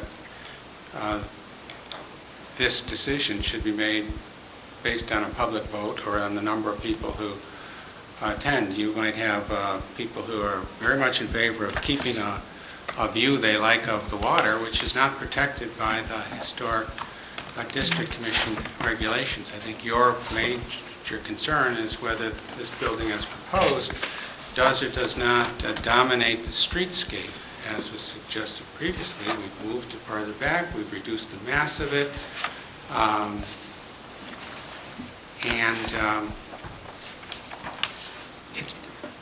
I don't see how you could make the determination that this structure dominates the streetscape in light of all the information that we've presented to you. The response from the community was overwhelming and compelling, that this is a overlook, a viewpoint, and that, I mean, I'm just saying, had they known this meeting was here tonight, we might have had a different response. But surely you're not suggesting that the opinion of people who would come to the meeting outweighs your review of the plans and the photographs and the design. I don't know what the opinions about view of the water would have to do with matters that you need to consider to make a decision under the bylaw.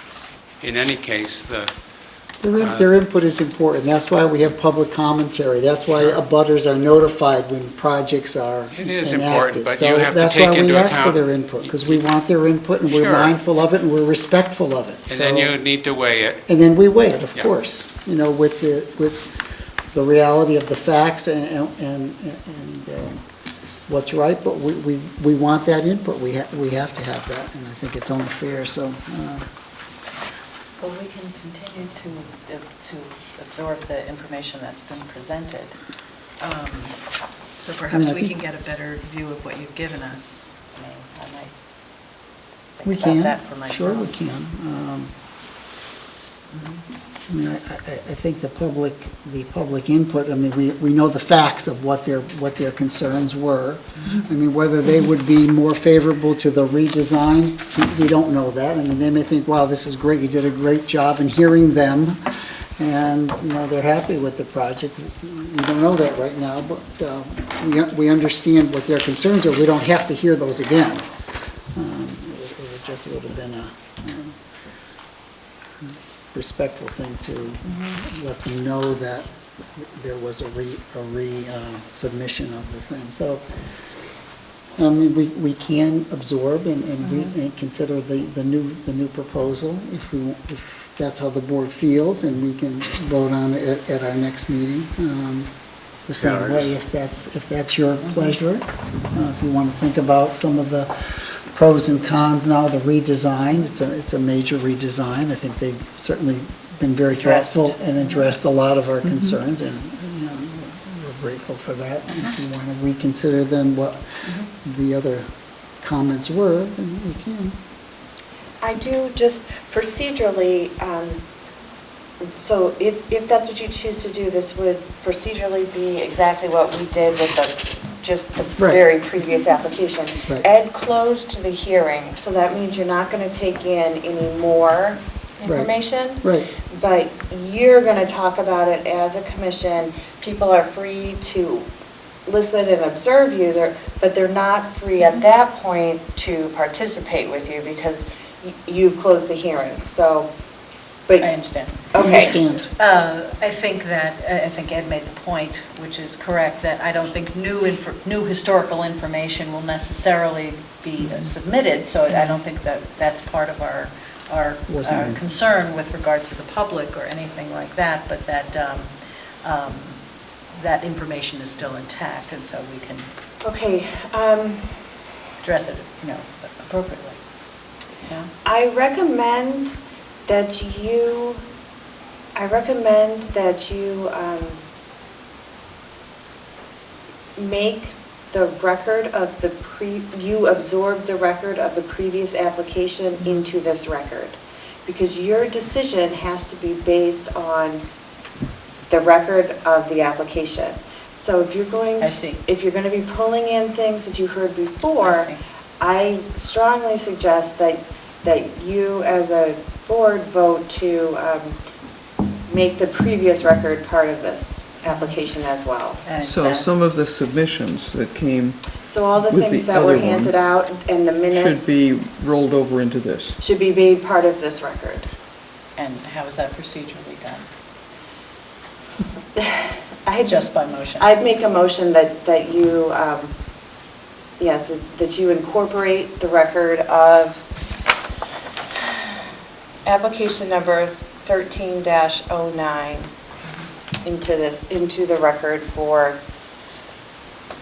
application number 13-43. I would like to do that, because I think it would be an injustice to, after so much public commentary that we had, to ignore it now just because there was a new application and dismiss it. I just don't think that would be the right thing to do. Hard to do.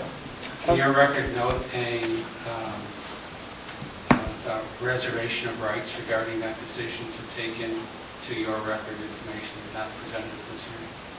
You just know my opposition. It noted for the record that Attorney Ament's opposed to that action. So someone would need to make a motion to incorporate the record from the previous application, if you so choose. I make a motion that we incorporate the records of the previous application into this record, this application. Oof, somebody didn't like that. That's a second. I'll second the motion. All in favor? Aye. Aye.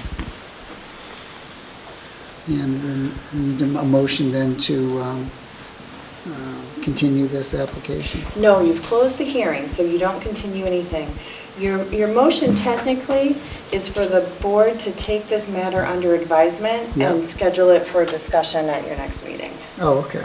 So that doesn't require a motion. So then, It's a motion to take it under advisement. Oh, that's what I just asked. Oh, okay, yeah. so then we will deal with it on July 2nd. You'll discuss it, Okay. yes, you'll have a We'll discussion. discuss it on July 2nd. July 2nd. Because there's no more input, no more open input.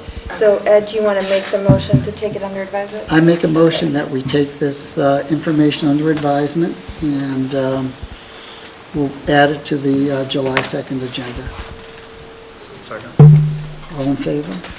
Aye. Aye. Okay.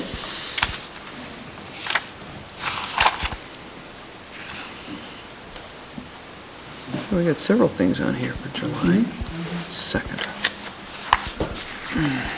Got it? Okay, Thank you. thank you. Thank you. Good pictures, helpful. Thank you. Thank you.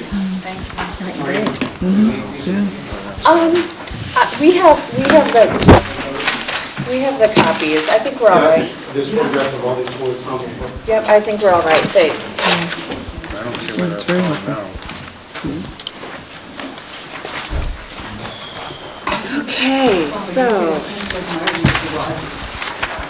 I think I've got all the handouts and that.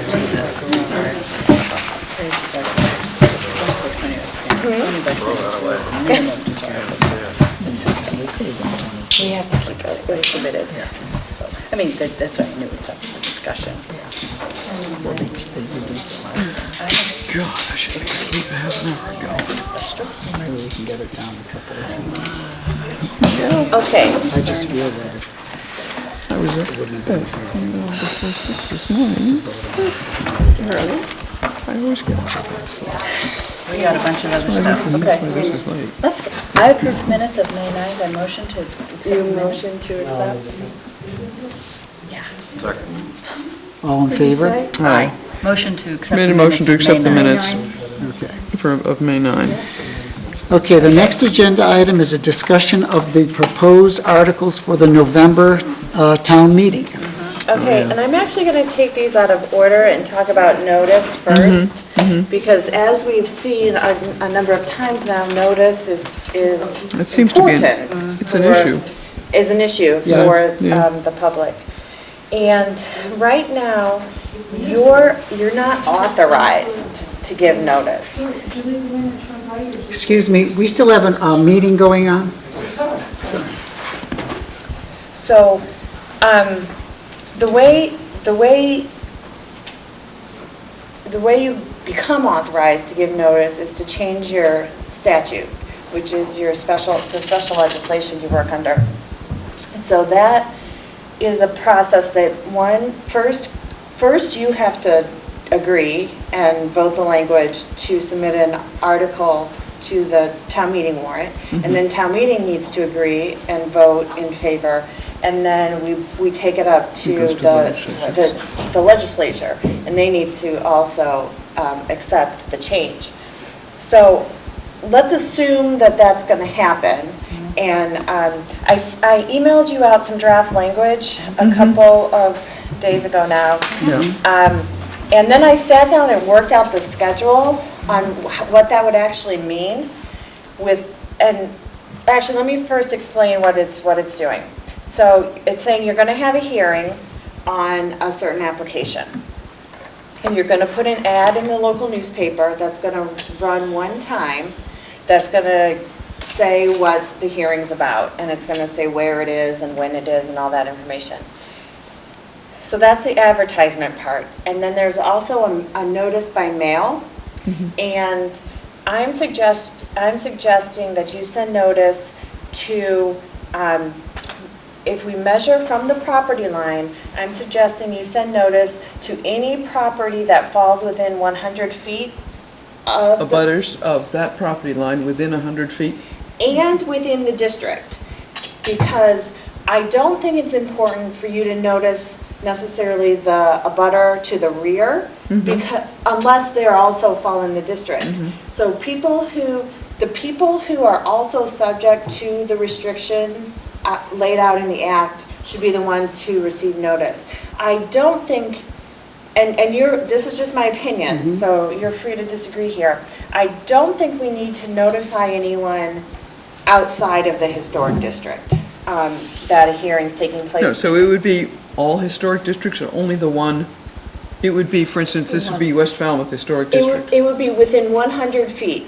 So it's a two-part test. One, the property to receive notice has to be within 100 feet of the property line that is subject. Being discussed. Yes, that's being discussed. And that property also has to be within the historic district. So you're not saying the entire historic district, you're saying the immediate abutters? Yeah. Yes. Really, pretty much. And essentially the across people the across the street. Across the street, Because you yeah. could be the last property in West Falmouth Historic Yes, you District. could. Right. And your abutter wouldn't get a notice, Right, because they're not in the district. because they're not subject to the same So they're not regulations. subject to notice per se. Right. So the Because person on the other I mean, side and they across could- the street would. They certainly have the Yeah. right to talk about it, Right. but they Yes. don't But get they- notice. There legally wouldn't be noticed. So, back to the 14 days, because this is... Excuse me, so 100 foot realistically It's just is, about one on each is side. really one on each side. Yeah. It's about one on each side. Right. Some of Each these side lots are across the small, street. though. Yeah. Yeah. Some of these lots are small. Yeah. So it could catch more. And 100 feet is what we use for site plan review with the planning board. We use 300 feet for special permits, because that's a higher, Impact. yeah, it could be a higher impact, it's a higher level of review. So I'm suggesting 100 feet because it's what we were able to get through town meeting for site plan review. If you, we can, I mean, you can certainly change that to whatever you think is. Well, this, I would, Steve's property would have gone to 2 condominium groups. well, I would say. It would, and every owner, excuse me, I'm different sorry. groups. Every owner in the condominium unit, in a condominium complex receives notice. So sometimes we send out, when we have a project in Valleymead, we may send out hundreds of notice. if it's next to, when we modify the golf course. Because every condo Because- owner is Yeah, it would a be. equal owner in that, Yeah. in that proximity. Right, so when we modify the Ballymead Golf Course, we're noticing a lot of people. One, because it's such a large, such a large border of the golf course, and also because there's so many condominium units around it. So yes, when we notice a condominium project, it's not noticed to the board, Yeah. Right. it's noticed to the owners. So this notice, though, I mean, this could get a little ridiculous on very small projects that we see. Right, so How do that's, we control that? so really, anything that's going to have a hearing would require notice. Okay. So anything that the chairman determines doesn't require a hearing, would not be noticed. Yeah. But if it's going to be discussed at a public meeting, if you're going to ask for public comment, then those Okay. projects, so all your signs, Yep. and all the things, anything we say at a meeting. Well, I think that's reasonable. And I think about the sign issue tonight, maybe the businesses around them would have input into it, They might, so. And they might, so. So pretty much, if you're going to have a hearing, you have to treat all That's fine. hearings equally. But now, when you mentioned the 300, I mean, if you raise the project like you're going to build a condominium unit, right? I mean, should that be 300 feet? Because you should bring in more people? No, because because you don't look at the land use. That will receive a 300-foot notice under the special permit, Okay. because that's a special So permit we use. just worry about, You worry about we've given notice to the direct abutters. You worry about your jurisdiction. Okay. Right, you don't care what the use of the property is, you care essentially No, and how I it just, looks. I didn't mean Yeah. kind of, You I didn't just, mean it by that. I meant it as You meant- more, a big project. project, Like a new yeah. construction of a new house, on Shore Street, for example, okay? Should that be 300 feet? Right, because more of the neighborhood Because now is it's really generally impacting the neighborhood. If I would you're- like to you stick have- to the 100 and let it Yeah, go with you that, because can't that's a really- step beyond, You can't really more than what we got. set up a gradient. Okay. It's the due process is the due process. All right. For a hearing, whether it's, Well, 100 foot is better than no notice at all. and it would be, I'm suggesting it be by regular mail, not certified. Yes, that would be a huge expense. And these Because you are, have 2 weeks by the time we close the meeting, the agenda. It's 2 weeks before the hearing, right? okay, so that's what we need to talk about. So we have to close the agenda 2 weeks before. Well, that's what we need to talk about. If it's a 14-day advertising period, I did the schedule. So if you have a hearing on July 2nd, and you're going to run an ad at least 14 days before the hearing, you cannot count the day of your hearing. And because the enterprise runs on Tuesday and Friday, we run into problems with the Tuesday issues because you meet on Tuesdays.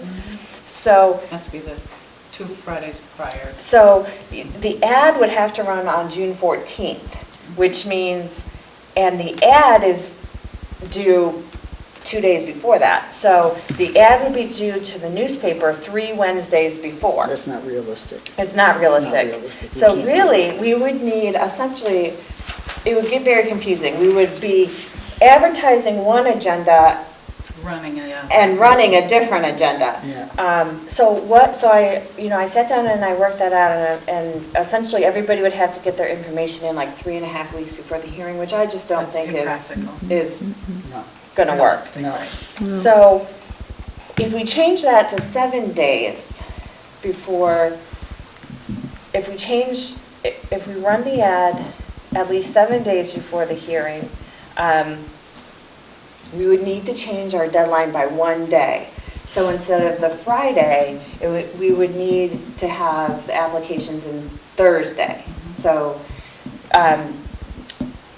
if the meeting was July 2nd, the ad would appear on June 25th. We would need to send the ad by Monday at 11. That's our deadline for getting it to the newspaper. But I need some time to process the applications. So I can't. So I would say that, and I don't want to run the risk of a Friday deadline and getting it done and getting the ad in on Monday by 11. I have a lot of other commitments, and I'm not comfortable committing to that. So I would say that the deadline for applicants would need to move to one day up to by the end of the day, Thursday. That gives us all day Friday and Monday morning to prepare the ad and send it over to the enterprise. And what is typical for the period for other boards? If the 100 feet is the general rule, what is the period of time that is generally used? Well, I can only talk about zoning because I don't work with the I don't work with the wetlands regulations. And it's 14 days, which is why I first had 14 days in there. But the difference is the planning board and the zoning board meet more frequently, so we have essentially rolling agendas. But with one meeting a month, it's very constrained for advertising purposes. You know, if I could slot people into a whole series of, we had 3 meetings a month and I could slot people in, that's different, but that's not the way you operate. Why do we need to do the ad? Why can't we just do the mailings? I mean, you're writing the law here? Yeah, what I'm thinking of is I know there's several instances where an application comes in late, you know, and just say, can we get them in, you know, and if we do the ad, then we can never do that. We can never have an applicant in the meeting that it hasn't been in the ad. That's true. Right? You also don't want people receiving a notice in the mail like the day of the hearing. No, not the day of the hearing. So if you're going to advertise, I would say we have to end that practice. The deadline has to be firm because even a mailing needs to get out in time to be timely. So what the language I sent you is, is what we use for planning and zoning for notice. It doesn't mean, and 40C, I think 40C also uses 14 days. Actually, I think I have it here with me. But if we did 7 days and held firmly to it, backed it up one day, Yeah. it would then work? So 40C, which is the kind of the model historic district legislation that the state passed after you guys were in business, the statute does say at least 14 days before said hearing. But I'm going to suggest 7.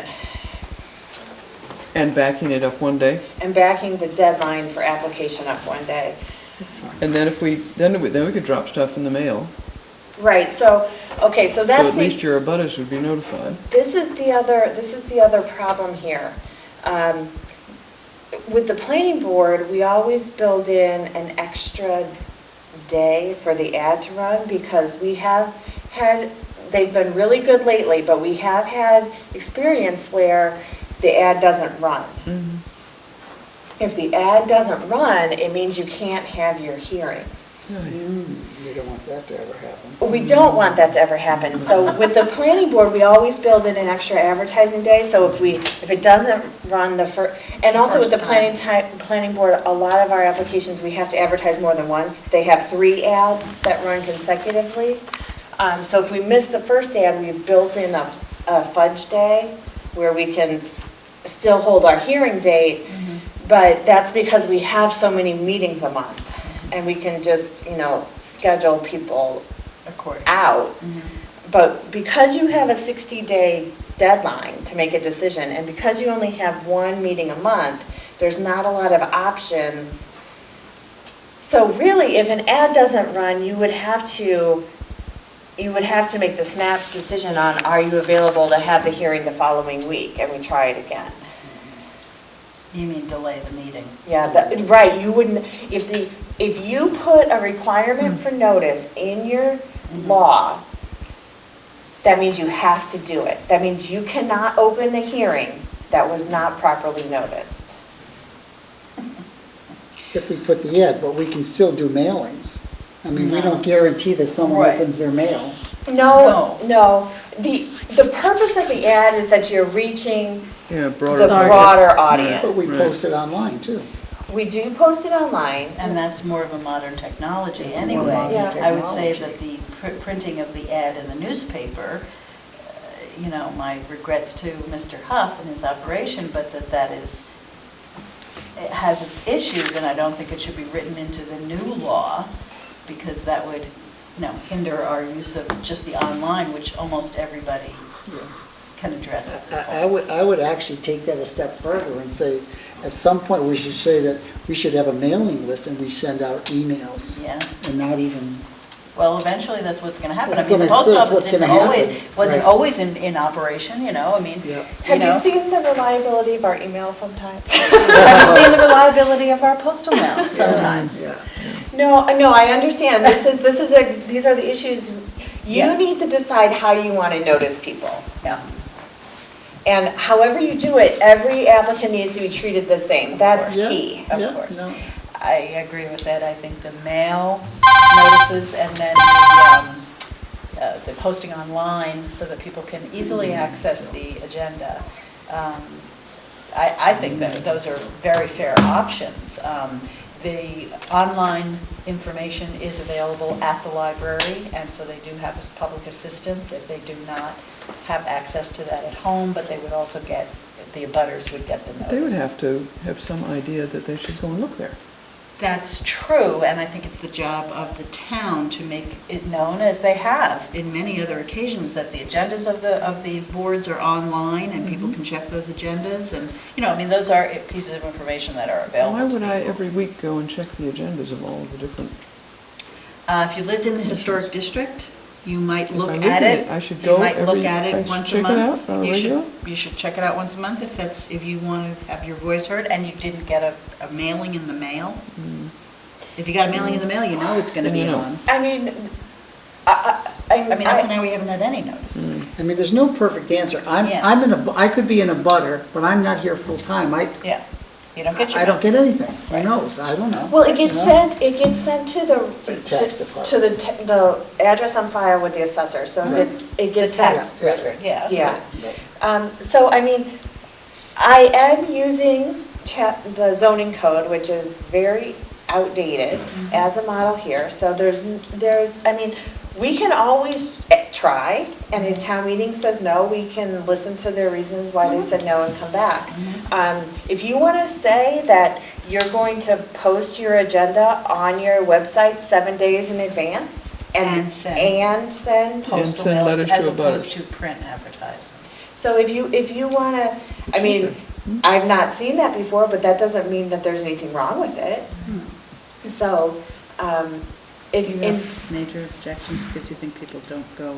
I think people won't go and just browse through and look, because they're not going to have the time to do it. I think people But I do might- think you got to mail at least to the abutters. Yeah, I think we're pretty much in agreement that regular mail within 100 feet of the property line in the historic district, or unless you want to change it to more than 100 feet. No. Okay, so They'll we'll. catch your immediate I'd area and rather they be can tell others. consistent with other With- boards to not confuse people. Okay, so we'll leave that last part there, and if you want to think about, we don't have to make the decision tonight, the warrant will close in September, so we can talk about this some more, it's just an introduction, but if you want to think about, well, people are more likely to check the website than they are to, read the legal ads, then. I think both are unlikely. Is that, that's where it goes in those Yes. legal It- things? It's the legal ads. Oh, yeah, that's, yeah. nobody's reading those. So we'll just leave it as regular mail to the property owners within 100 feet of any part of the land of the applicant. Yeah. Who are also within the historic district. Yeah. And we'll talk about how else you want to notice next time. Okay. Whether you want to use the newspaper or online or anything else. The other issue that you voted to bring to town meeting was a repetitive petition. Yeah. Yes. And there's nothing in 40C about repetitive petitions, but there is in zoning, which is why, I'm familiar with it, and we're actually doing a lot of research on this because the planning board is going to be doing a repetitive petition here soon. and deciding on whether they're going to hear it. And in our research, we found some interesting things, which is why I sent you Frank's email along. And one of the things we came across is, actually, let me step back and explain what a repetitive petition for the planning board is. And they're for special permits, and this is going to be painful, but it's section 16 of chapter 40A, and it says, no appeal, application, or petition which has been unfavorably and finally acted upon by the special permit granting or permit granting authority shall be acted favorably upon within 2 years after the date of the final unfavorable action, unless said special permit granting authority or permit granting authority finds by unanimous vote of a board of 3 members or by a vote of 4 members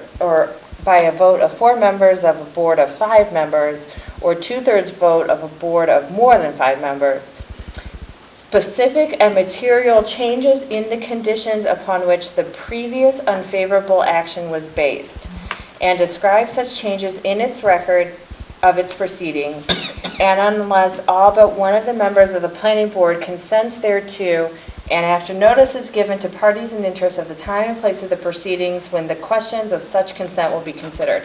So that's a bunch of, I get it. don't even worry about it. No. But what it means is if a board says no on a special permit, there's a 2-year wait. That's long. There's a 2-year wait until they can make a favorable decision unless they are substantial changes that they find addresses the reasons for the denial. But when we were doing our research and the planning board doesn't do this much, so we're a little rusty on it. So when we were doing our research, we ran across some information from the state. It was back from September 1990, and these are essentially help guides that the state used to send out to municipalities about how to deal with some of these more difficult questions. And the key paragraph says, absent a statute which authorizes a board to rehear an application, courts have held that a board is without general authority to reconsider the same matter. The authority to review of zoning board of appeals or special permit granting authority's decision is vested in the courts. So what that means is that unless your 40A specifically allows for repetitive petition, it's spelled out in that 2-year wait process that I just read. Your statute doesn't authorize you to rehear a petition. So we talked to Frank about this, and that's his email to you. And it says, the special act which establishes the HDC provides in section 10 that an appeal to Superior Court is the exclusive remedy for a party aggrieved by a decision of the commission. There is no explicit prohibition against repetitive petitions. The lack of an express prohibition should not subject the HDC to repetitive petitions which may be intended to wear down the commission and extract a favorable decision. One way to read the special act is to conclude that a party who does not avail themselves of the exclusive remedy and appeal to Superior Court is bound by the previous denial unless and until the applicant comes forward with a new or substantially different project. So we had talked about adding a provision to put a one-year time stop on people just coming back with the same application. I'm not talking about applications that have been amended or changed. No, same thing.